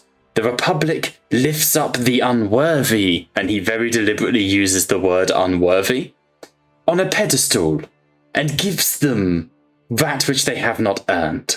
The Empire may be deemed harsh, but your place within it is a hard-fought and hard-earned right. A right that I, Darth Valtris, and Darth Valus, and our masters believe the Shin have, Your Highness. He sits back and goes... Too politely. Oh, sorry. No, and gestures to you and goes, a rebuttal, Jedi? A rebuttal, most respectively, to my apparent opponent, who has difficulty in assuming my colleagues' points. Oh, I thought you were going to say hearing them. Perhaps it is best that one talks louder. Fucking... In this matter, you have implied that the Republic we only uplift the unworthy, implying that our presence here makes the Queen herself one of those you would deem unworthy. Ergo, therefore implying that your presence here is only to supplant us. So, respectfully, I will get on to other points in a moment. Note it down, if you please. I am, because I will forget all of this. Which point is it? Secondly, he raises his hand and goes, I am sorry to interrupt. However, I believe I must immediately respond to such a grievous accusation. And the Queen gestures to him. We of the Sith do not see, heinous. but your words are twisting them in a classic Jedi fashion.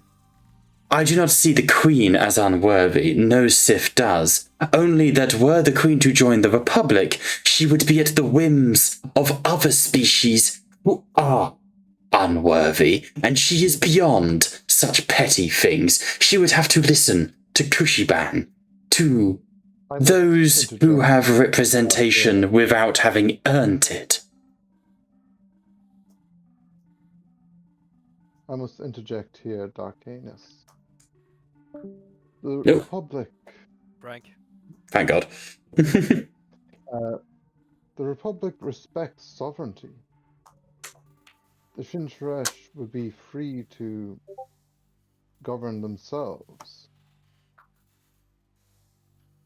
They would need only be members of the Republic in relation to trade deals, to basic rights.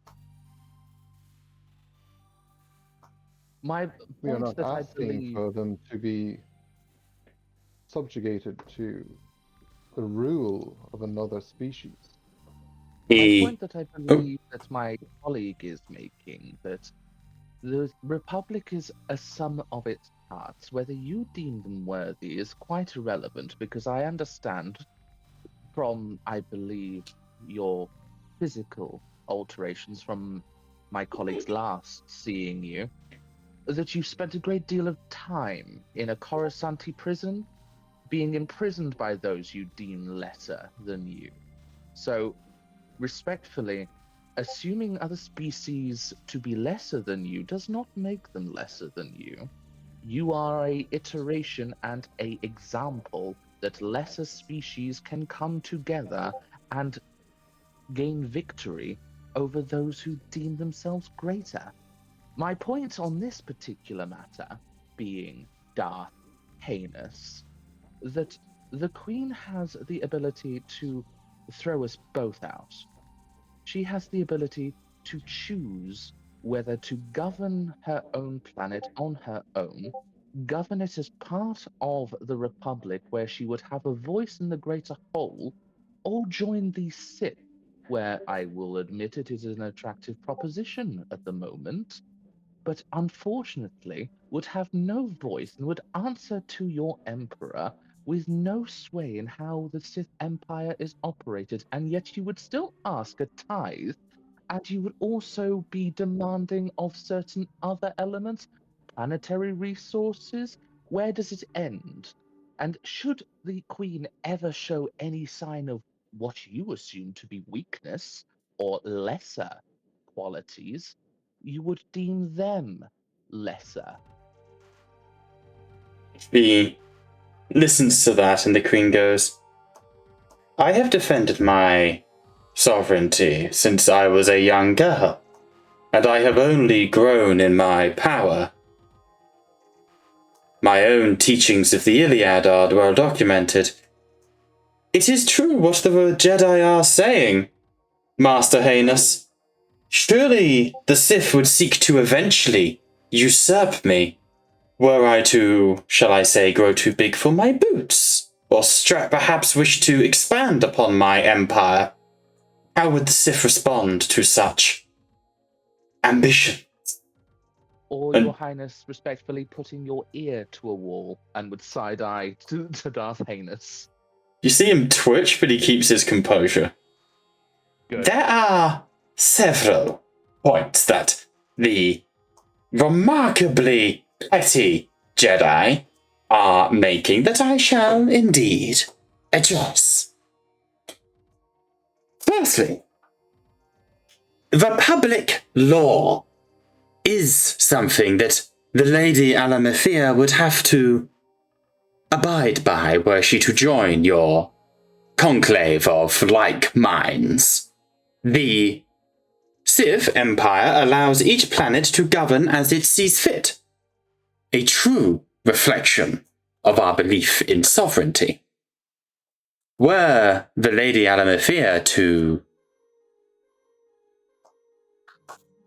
also, Novo is pointing out the true. He is speaking very clearly now, if you've noticed. Her Lady Alemetheia, of course, would be privy to having to live and abide by Republic interplanetary law. As such, the entirety of the slave trade of this planet, not just the slave trade of Kushiban, would have to cease, for the Republic does not support slavery in any form. Apologies to interrupt you, Bob. May I make a perception for identifying that he is speaking normally? No, I'm just gonna happy to say you hear him. Like, he was talking like a fucking meme Gungan before, but he's now speaking very eloquently. You can make an insight if you wish. Can I make an addendum to see if if the force is being used for somebody to speak through him? Yeah, I'll allow that to be a double insight, essentially. The help action. Yeah, absolutely. I'll allow that. As you guys roll, I'll continue what he's saying. The Sith respect power, and we also respect those who wish to maintain power. It would be in the Sith's interest to help maintain her ladyship's rule. As I say, you would answer only to his lordship, the great emperor. That is not, of course, a concern, and we all answer to his wisdom and guidance. Now, how long if I did you the honor of listening to you, please. You interrupted us multiple times.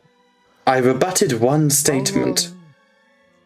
No, you interrupted another one. Bob. Liam How long? I implore the Queen to silence these diplomats so I may finish my points. The Republic states it respects sovereignty, but in order to be part of the Republic, one must give in to Republic law. Those laws would directly influence and impact the lives and the cultures and traditions of the people of Edena. The Sith do not interfere in such a way. Additionally, while, of course, the Republic do allow people to self-govern with the aforementioned changes to their laws, the Sith are more in line with what Edena currently is, what the people of Edena already know. We will make no grand sweeping changes to your setup. And lastly, a tithe is but a natural requirement for anyone to ask in this day and age, especially during a time of warfare. And so I think it is only natural to say that the Jedi would also request that of Edena. The Republic draws its troops from across the galaxy. And so I don't think that is an entirely fair argument to make. If I may, before I pass this on to my colleague... Can I respond to the rolls first? Oh, of course. Just because I don't want to cheat you out of, on a 17, he is not being guided by anyone. He has purely been playing you. Fair. That's all it is. Before I pass this on to my colleague, who will ask further questions and put across our point, respectfully, name me a system that currently does not have an Imperial Governor installed, because I would be hard-pressed to find one.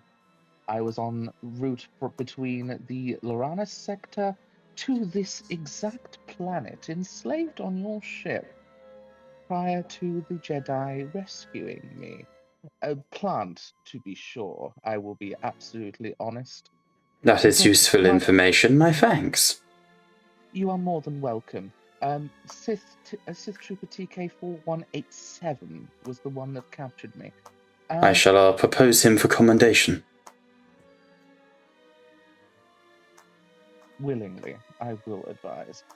However, my point being that an Imperial Governor is across every sector of Sith space. You imply that every planet in the Sith Empire can self-govern. But how can a planet truly self-govern with a policing force currently installed in its government? He raises his hand. to respond, to which the Queen allows him to do so. And he goes, "What you fail to recognize, on paper that is certainly a damning repartee. However, I am afraid it is not quite as simple as that. The Sith do install governors, yes, when a planet has been brought to compliance through military action, or where it is simply required. However, in this instance, the Sith has no wish to lay siege to Edena, nor does the Republic. Ergo, we would have no need to install a governor. The Imperial Governor of Edena would be High Lady Alemetheia, and were there to be forces deployed, they would be deployed under her authority as simple peacekeeping." No, that is all right. My point has been made. Via military means or as required, leading to the reinforcement of my point that should the Queen make actions that are not advantageous to the current Sith Emperor that I believe changes every 100 years, No. it would take advantage of said planet and install a governor as required. But that is my point, and I will lead across to my colleagues. The Queen Have questions. The Queen taps her thumbs. "I hear both arguments on this, and I am fascinated by your seeming intent for both of you to parley with each other rather than to persuade myself. I will say the Republic make interesting points. I have no wish for bloodshed on my homeworld. However, what the Republic fail to see is that change is the creator of bloodshed. The commoner, the petty man, those not blessed by the Iliad, often find themselves with their hands coated in blood when they are uncertain, when times are new. I must admit the Sith's offer is more tempting for the sake of stability. I see no world in which I would be against the Imperial's order, and were I to be the Imperial Governor, I see no reason why we would not work with the Sith Empire in this matter. The changes I would have to make to legislation, to the structure of our society, were I to join the Republic, deeply, deeply concerns me. But I believe Master Renatus has a point he wishes to raise. Master Renatus.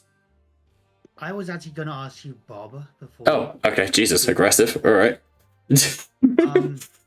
Could I do a history check on the fact-finding about latest Sith propaganda that led to like immediate betrayal on a allied world after a deal was made? Do you have a specific instance in mind? I'm thinking of pretty much any time. I'm trying. I would like to do a history check of. Because I'll be real with you. Off the top of my head, I'm not sure. I can meta it by telling you one that happened recently, but that's down to Bob's discretion. Have it in your mind. If Kaleem gets an 18 or higher, then meta it and go for it. I was going on the lines of like, I'm trying to get a clue of what I could say. Yeah, definitely. I can allow it. I do not have the Star Wars knowledge to be able to tell you. So by all means roll. 18 or higher, you know the history, and we'll let Liam fill you in. Sound good? Because I truly do not know. It's been a while since I played SWTOR. Oh, come on! No, no. On a nat 1. Fuck this up, Kaleem. My man, you've trained for this. What is the nat 1 in this situation, Kaleem? He blanks. He has nothing really much to say. Disappointing. I had hoped someone who was clearly from the Empire would have reasons. Such a shame, I suppose. No, I think first tally to the Sith. I believe my people, my culture and my species would be more closely aligned to the ideologies of the Empire. However, there is another matter that comes to my mind. And that is the request for my people to give up the slave trade. Specifically, the slavery of the Kushaban. The indentured servitude of the Kushaban. Why should I acquiesce to the desires and the interns of the Republic and change centuries of tradition? Republic, I hear your voices. Because we Wow. have a health. Oh, sorry. Oh, no, Sorry. No, you Because we have a healthy alternative, Your Highness. My species long indentured, it is true, and we have little power of our own outside of our home planet, which is currently under occupation by the Sith forces. What was the latest casualty report, Darth Heinous? Heinous just smiles at you and goes, I don't know that information at this time. I'm sure you don't. However, I can tell you for free that my home planet is unwillingly enslaved to said Sith Empire. Your staff seem rather content, and we would postulate that the releasing of the Kushaban would be in exchange for rehabilitating prisoners of war through the servitude that you so offer, for them to see a better way of life, far more physically capable than Kushiban, and far more numerous. And yet the Kushaban have a special place in the heart of Edenin populace. It would take a lot for us to part from them. Master Heinous, leave. And he frowns and she gestures to the chamber behind her where he is gripped by the shoulders and escorted in by Umbrakill. And you realise why the fucking muscle is there, right? The door is closed and she turns to you all and goes, we come to a rather delicate matter with the Kushaban. Am I to understand you are to continue the work of Master Lakora? Respectfully, Your Highness, I will, due to my biological bias, pass this to my colleagues as respectful as I can be to you and the personality you actually bring as compared to many heads of state. I cannot provide you a non-bias. Yes. Very well. My question is simple. Master Jedi, any of you, are you here to continue the work of Master Lakora? Do I know who Master Lakora is? Make a history check, all of you. I remember I did make notes of that name. It was on the history logs. It was. Before King, you're sloshed. I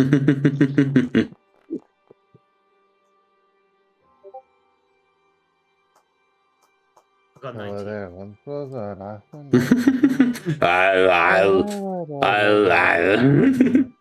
19, okay, that's good. Anyone else? 11. Okay, 19 will pass. Inizio, you do remember that name on the logs and you remember checking it a little bit? There is no Master Lakora in the Jedi Order, as far as you know.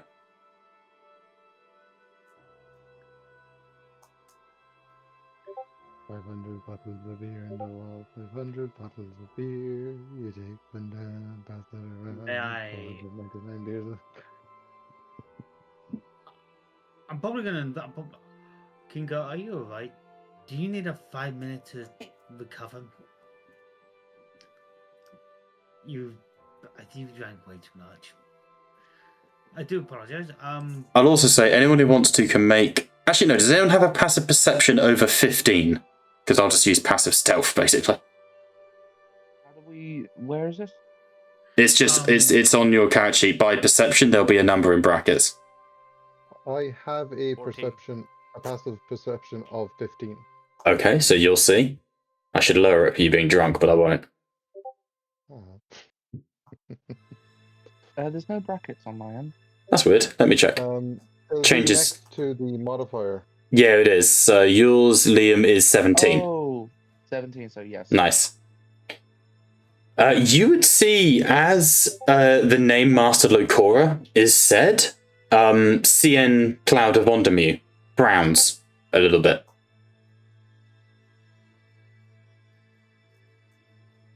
Just a flicker. A flicker.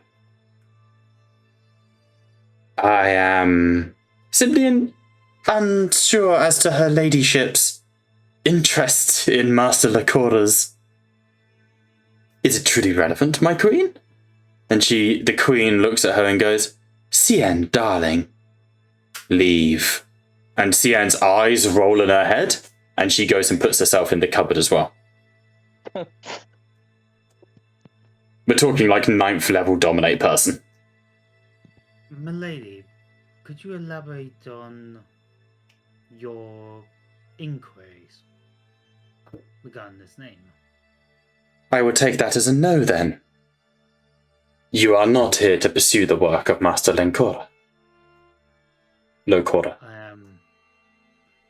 I am curious of the work. If you are not aware of it, then it is not my place to speak of it. Surely. That would be wrong of me. Indeed, it would be. However, please continue. How rude of me. Oh, no, don't be. Don't worry about it. I'm interested. We are interested as not only just Republic, but as Jedi as well, to collaborate and work together to build a better life in the galaxy for everyone, no matter how mighty or as small they are. Indeed. That is what concerns me. I do not care for all life in the galaxy, no matter how mighty or how small. I care for the life of my citizens and myself. Then might I suggest, your lady, that when we recess, you consider the hot cartels. They have used slaves for millennia, yet their worlds remain wastelands of decay. You are asking me to give up the slave trade. This will not happen. I have sent the others out of the room because I do not wish to speak of Master Locora's work with them present.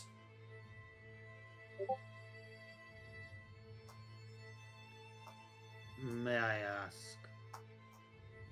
So he would be back in the room. This name that you are referring to, Indeed. is it of a Jedi that you met? Indeed. A Jedi who came to us long ago to conduct investigations into the nature of the Kushaban and the science of their unique genetics.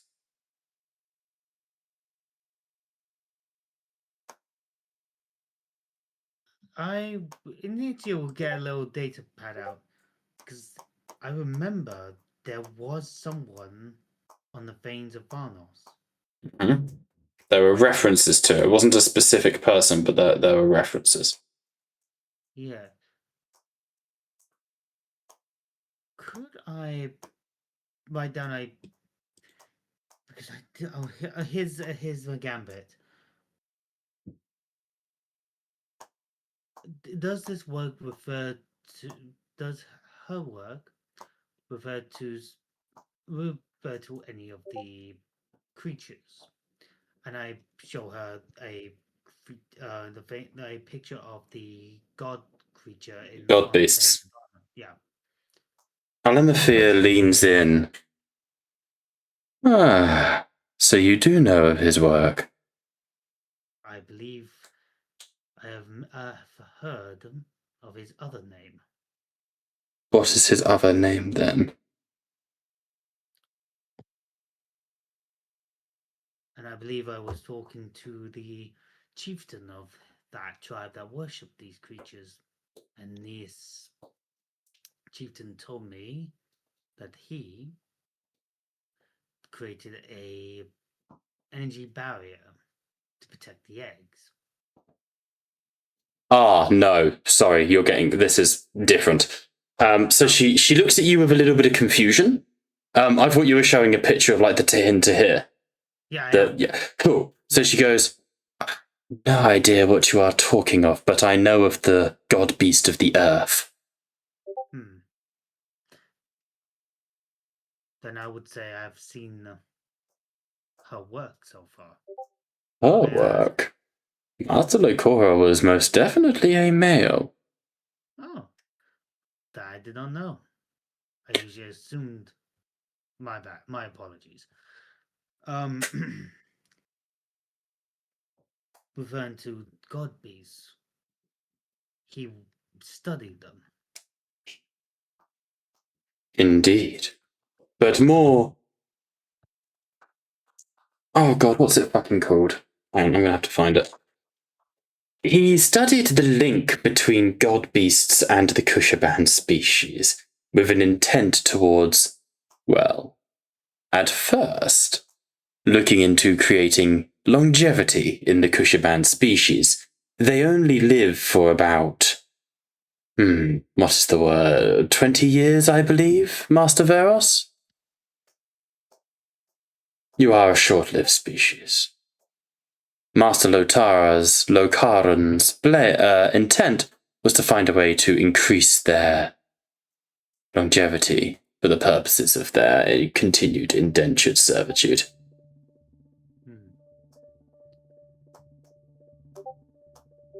I see. Was then you're looking not just to maintain the tradition, you're looking for resources. We are looking to improve upon what we have. Project Isar is, of course, now Master Lokara has departed, no longer applicable. If you are not here to continue his work in the experimentation upon the Kushaban, then I believe this particular part of our negotiations must come to an end. The Republic are allied to many such species. The Republic are allied to someone that we recently had, who was a part of a civilization known as the Kaminoans. I know very little of their culture, but Siante has expressed some of the scientific parts of them. What if I were to introduce you to a representative of Camino? For potential cloning of Kushaban? If you were to find the right specimen. So this would provide a permanent resource of Kushaban indentured. You, as members of the Republic, would be willing to breed Kushaban slave, clone Kushaban slaves for the Shin? There is precedence for this. There are certain elements of cloning where individuality is toned down, Your Majesty. Because, like it or not, and your differences with the Republic are, of course, present. Joining the Republic gives you a voice to change things galaxy-wide. More valuably, and this is where I will be honest with you, Master Jedi, more valuably to me, it provides me with contacts such as the Kaminoans. That is valuable to me. What I am asking, are you willing to allow the Kaminoans to produce a slave species of clone Kushaban in exchange for the freedom of, shall we say, pure freeborn Kushabans, pure blood Kushaban? There is precedence in history in Zeo, but selfishly and for my own species, we are not going to clone individuals. Shame. We will clone. What if I offered Your this? Majesty, Your Majesty, one moment. Shoots We you. We wouldn't, and the Republic would never agree to clone individuals, but there are precedents for cloning biological stock able to take commands. Could I? I have a query. To your knowledge, Master Jedi, all of you, Cousin Kingar, are the people of Camino members of the Republic? This is also Bob asking. Yes. No, they are not. They never were. They are freelance. They are freelance. I thought that was the case, but I wasn't certain. Thank you.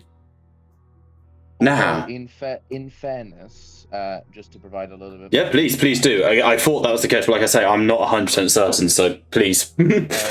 Kaminoans were never part of the Republic. They were only granted a seat on the council during the Clone Wars, approximately 4,000 years from now. Yeah, not yet. It is well known that they are not politically aligned. They're just highest bidder, sort of. They're not even highest bidder. They are chump worshippers. They wouldn't.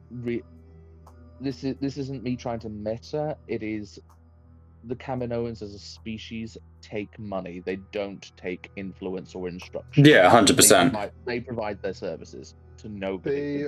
So, what is to stop me under the Sith, who have promised full autonomy? Bleh.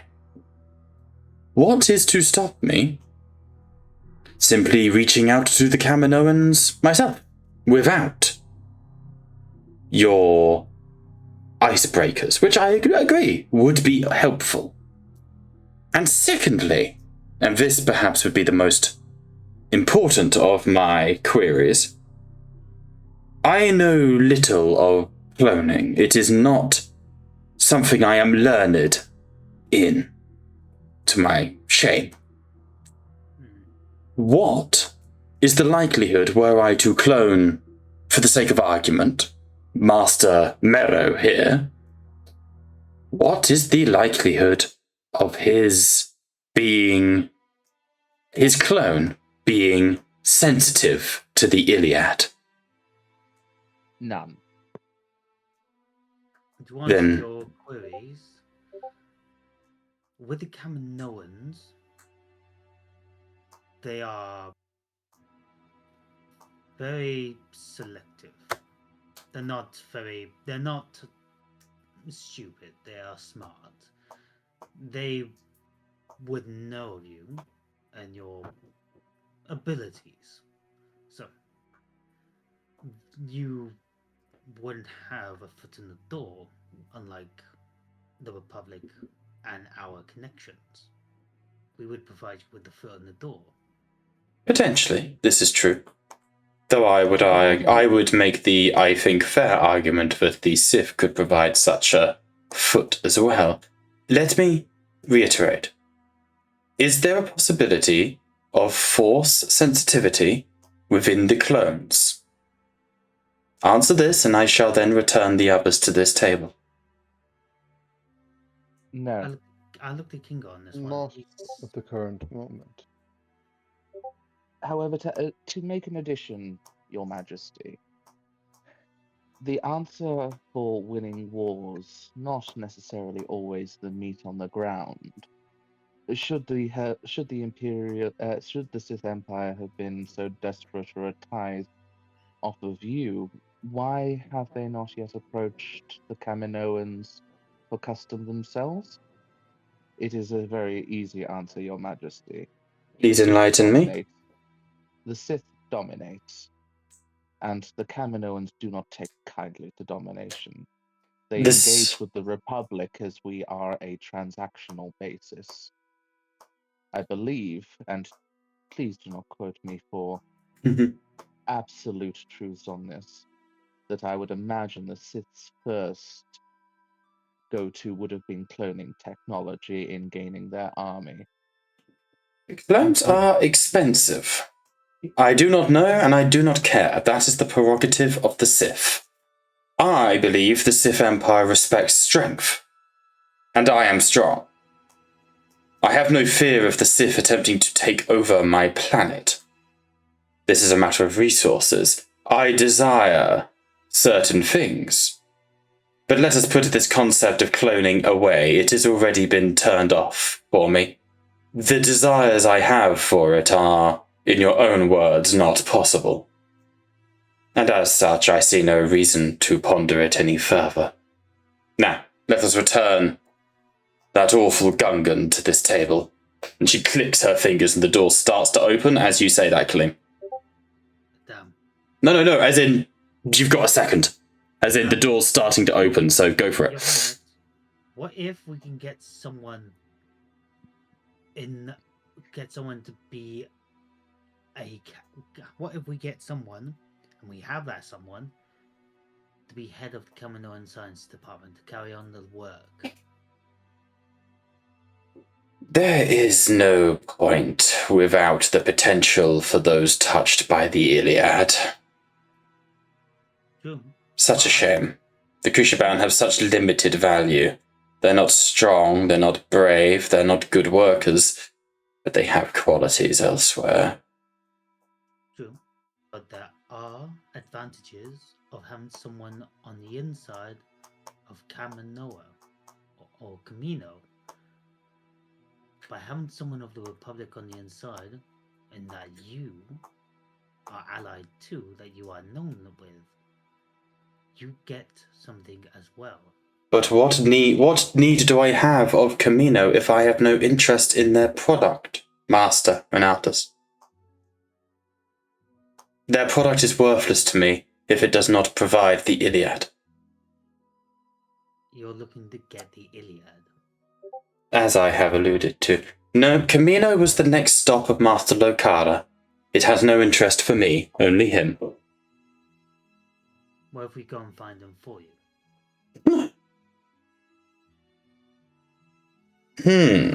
And that's when Heinous join. Interesting. Master Heinous, the Jedi have made an interesting offer to track down a former associate of mine who seeks to, but I think, usurp my authority. Would you do such a thing for me, were I to ask? And he goes, and what associate would this be, my lady? Master Lokara of the Jedi Council. And again, CN flinches and Heinous goes, there is no Master Lokara on the Jedi Council. Oh, I'm quite aware that it's a fake name. But would you do that, were I to ask you? If it would please Her Majesty, I would bring you his head. Oh no, I want his mind, but I want it intact. Interesting. Perhaps that is a challenge I shall set. No, Lokara made all due haste to Camino, and in his absence his work has continued. But the Kushabans I require. I have no interest in parting with them as a workforce. So, I first ask the Sith. I've been asking the Jedi much in this time frame. Master Heinous, what does the Sith offer Edena in terms of blood and meat? Ooh, what have we got? Luke, Skywalker at the Force Unleashed, Kerbal probably more cloned. Copy do have Force. Potential clones took Vader's years to perfect, even they had limited lifespan. Yes, that is very technically. Force-sensitive clones are possible, though I will say in this day and age, in, like, the Old Republic, let's say they're not. That shouldn't affect the plot too much. I'm going to rules lawyer it. Even in Legends, it took approximately thousands of years. Here in the Old Republic, I'll say it's not possible. That doesn't affect the plot in any way. It's a really nice idea, but it tells you a lot about what her priorities are, so you've gained a lot from asking that question, to be honest with you. So, fuck, what was I going to say? Oh, yes. So Haynes leans in and goes, "Of course, we have no issue with the sanctity of slavery. It is a requirement of many cultures across the galaxy, a ethical faux pas that the Republic delight in crushing. However, we would not take your Kushaban slaves from you, but as per my instructions from Darth Valus, we would ask for a tithe of Kushaban slaves, as previously discussed." And she inclines her head and goes, "Indeed, 15% of our output would be agreeable. Of course. So, Jedi, the Sith are willing to keep my culture and to keep my investments proper. How do you intend to maintain the Kushaban trade?" By replacing it with a more profitable alternative. She raises her finger. "That is not acceptable. I do not require alternatives to the rabbits. I require the rabbits." Make a history check. Yeah, absolutely. Again, please feel free to cut in, guys, with stuff like checks. That's what I want you to do. Can I get a help action so I can get advantage? Anyone who wants to can. Pat, you're awfully quiet. Is there anything I can get for you? I will say actually as well, and I'll have Liam roll because he used to play Ziante. And I would like Liam actually to roll as Ziante, who sadly doesn't have a character sheet. So Liam, just roll me a d20 and add 5, because I'm going to assume that was Ziante's stat in this, because it relates to Camino. All this discussion of Camino, just roll me a general history for it as well. Separate roll. 16. Okay, I'll come to it in a second then. Oh, sorry, no, it wasn't. 6. Okay. Ziante has never mentioned a god beast in the same, terminology as, the ways in which it's been talked about before. But Camino is a place of many, many secrets. It is more than believable that there would be a god beast on Camino. Just then.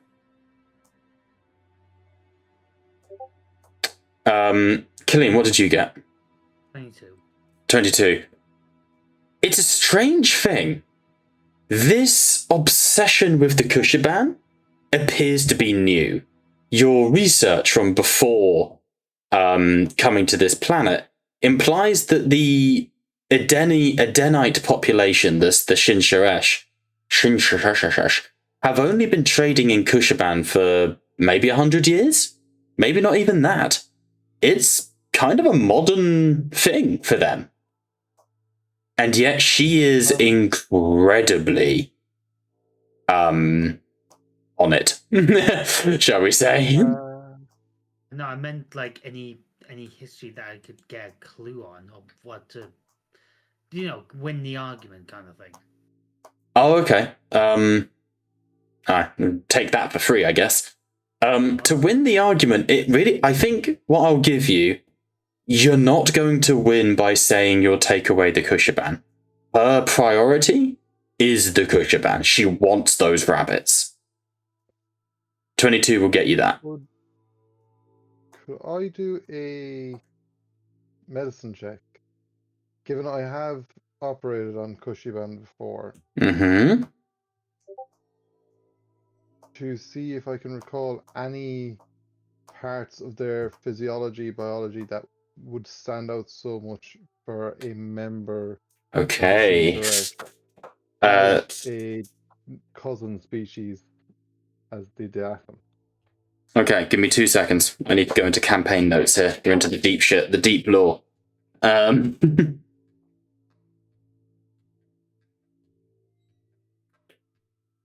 Okay, it will be a medicine check. I will allow things like bardics, everything. I will allow you guys to make anything to try and pass this check. It is going to be a DN 30. I'll most likely give him a help action. That's completely doable. But I'm talking guidances, anything you guys have got. Oh, y'all are fucked. Would you allow me to use a bless on myself? Yeah, that's fine. Okay. So let me target myself. Target myself. Enjoying the wine over there? If you pass, it would be like this fucking moment for King Guard's just soberness. You know? Can Naeus do Mhm. a eye for detail to lower Solid? the- Yeah, solid. Hang on, let me have a quick little read of it.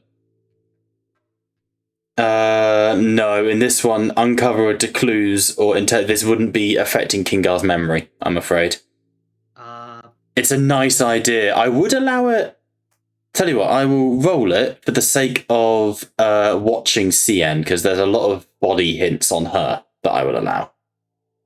Also check ear for defeat. Well, that's cool. Let's just roll that for Katie. 11. Naeus is not able to spot anything, which is really rough, because normally she is on that. Okay, so I have advantage and a D4, I think. Yeah, for guidance. I don't have guidance. I thought you were giving Oh, yourself bless, guidance. attack. Oh, you're going No. bless. Yeah, sorry, I thought guidance was what you had. Oh, hang on. Sorry. Fucking Kiana. Let me check her spell. She has guidance. Won't work. Right. Refund it. And AIDS. My pattern will use guidance. Hey, Oz. Yeah. Just gonna like quickly like lean to him. You're an officer, right? Say it again. You're an officer, right? What can you tell by their bodily reaction at the moment? Okay, I'll roll then. Yeah, I guess I have to roll an insight to see that. you would. I'm basically egging a insight to help. That you is a further. dog shit roll. And Okay. D4. 1. Okay. 17. I will allow Kaleem to make that insight. If he passes, I will allow you to re-roll, but not lower the DC. See, my insight is a +4. I'll give you the help action. Alright. I forgot I have to hold down Alt. It's alright, just roll again. Yep. Well, I'm going with 18. That's AIDS. Thank you, Novo. I'm glad someone heard that joke. She has the AIDS spell. 18. The Queen is sticking on this point. She wants the Kushaban for something. There is something unique about the Kushaban that she can get nowhere else. Their pelt. That is insight. As she says, no, because it is not common knowledge. It is new knowledge. However, you guys make an allusion to them having links to the Sith, you see CN look down in like a moment of shame, if that makes sense. Oh shit! I just realised. Holy shit! Well, hold that thought, Kalim. Pat, re-roll that check. And before you do, Novo, do you wish to redeem anything? And don't forget, those of our veteran players can also redeem stuff. I believe in this call, that's Liam and Kalim.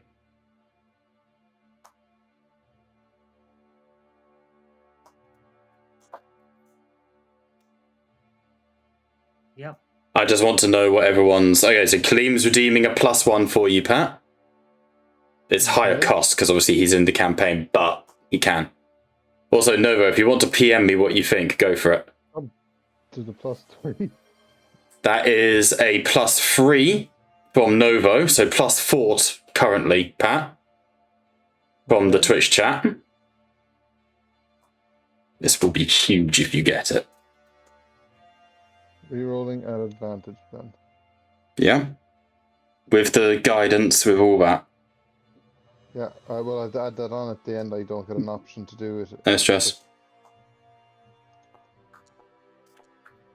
Come on! And then this is 19. 4. 28. You need a 2 or higher. 2 or higher, Pat. This is so fucking tense. No! Oh, it's a 5 because I have that +4 from chat. That Yes! 4 there is my proficiency. So, So it's a combined 33. it is a 33. Kingar will end the session on this. Through the drunken haze, through the confusion, and the thing, you remember operating on Mero, helping him out, trying to piece together what was going on, like wounded him. The Tahin Tahir were creatures of the Force, the god beasts, as were the Skyrophosians, as are the sky whales, air, land, fucking earth.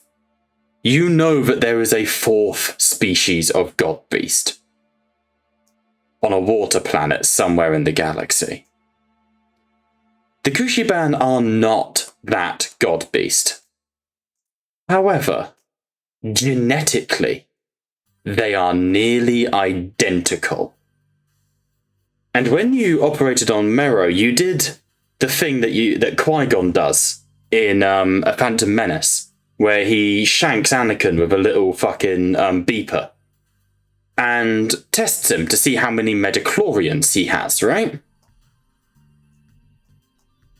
That is a thing he does, I believe. Yeah. Yep. Sorry, just double checking myself. I doubted myself for a second there. You, as part of your screening process, did this for Mero Varkon when Liam joined you. Now, he is a relatively Force-sensitive person. He is a Jedi of average power, which is strange when you consider his midichlorian level was off the fucking charts.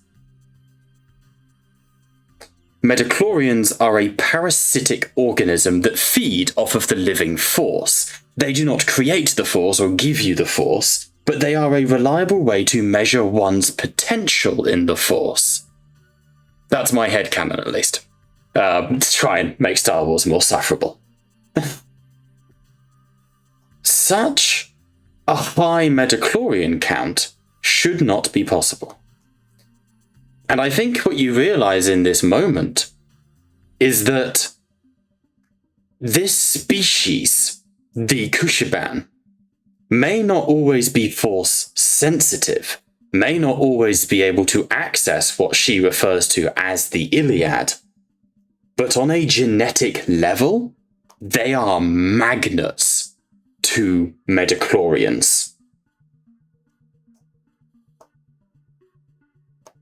And with that information, I think you learn something about what the Queen is after. So, shall we pick up with that next week? Yes. Sound good? Thank you all so much for watching. We've been Tattletales RPG, where the table may be virtual, but the plot thickens.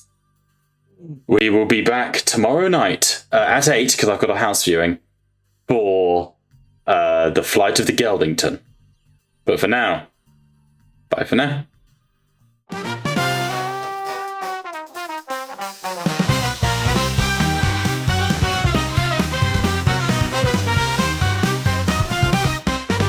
From Coruscant to the outer realm, far away. Gonna fight, gonna be free.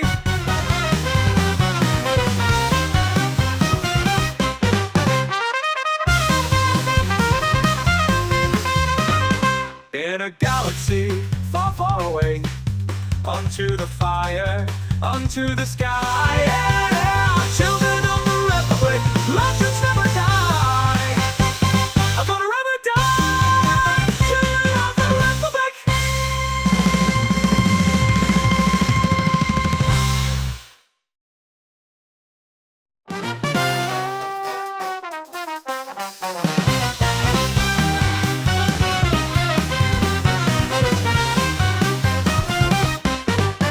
Coruscant, to the outer realm, far away. Gonna fight, gonna be free.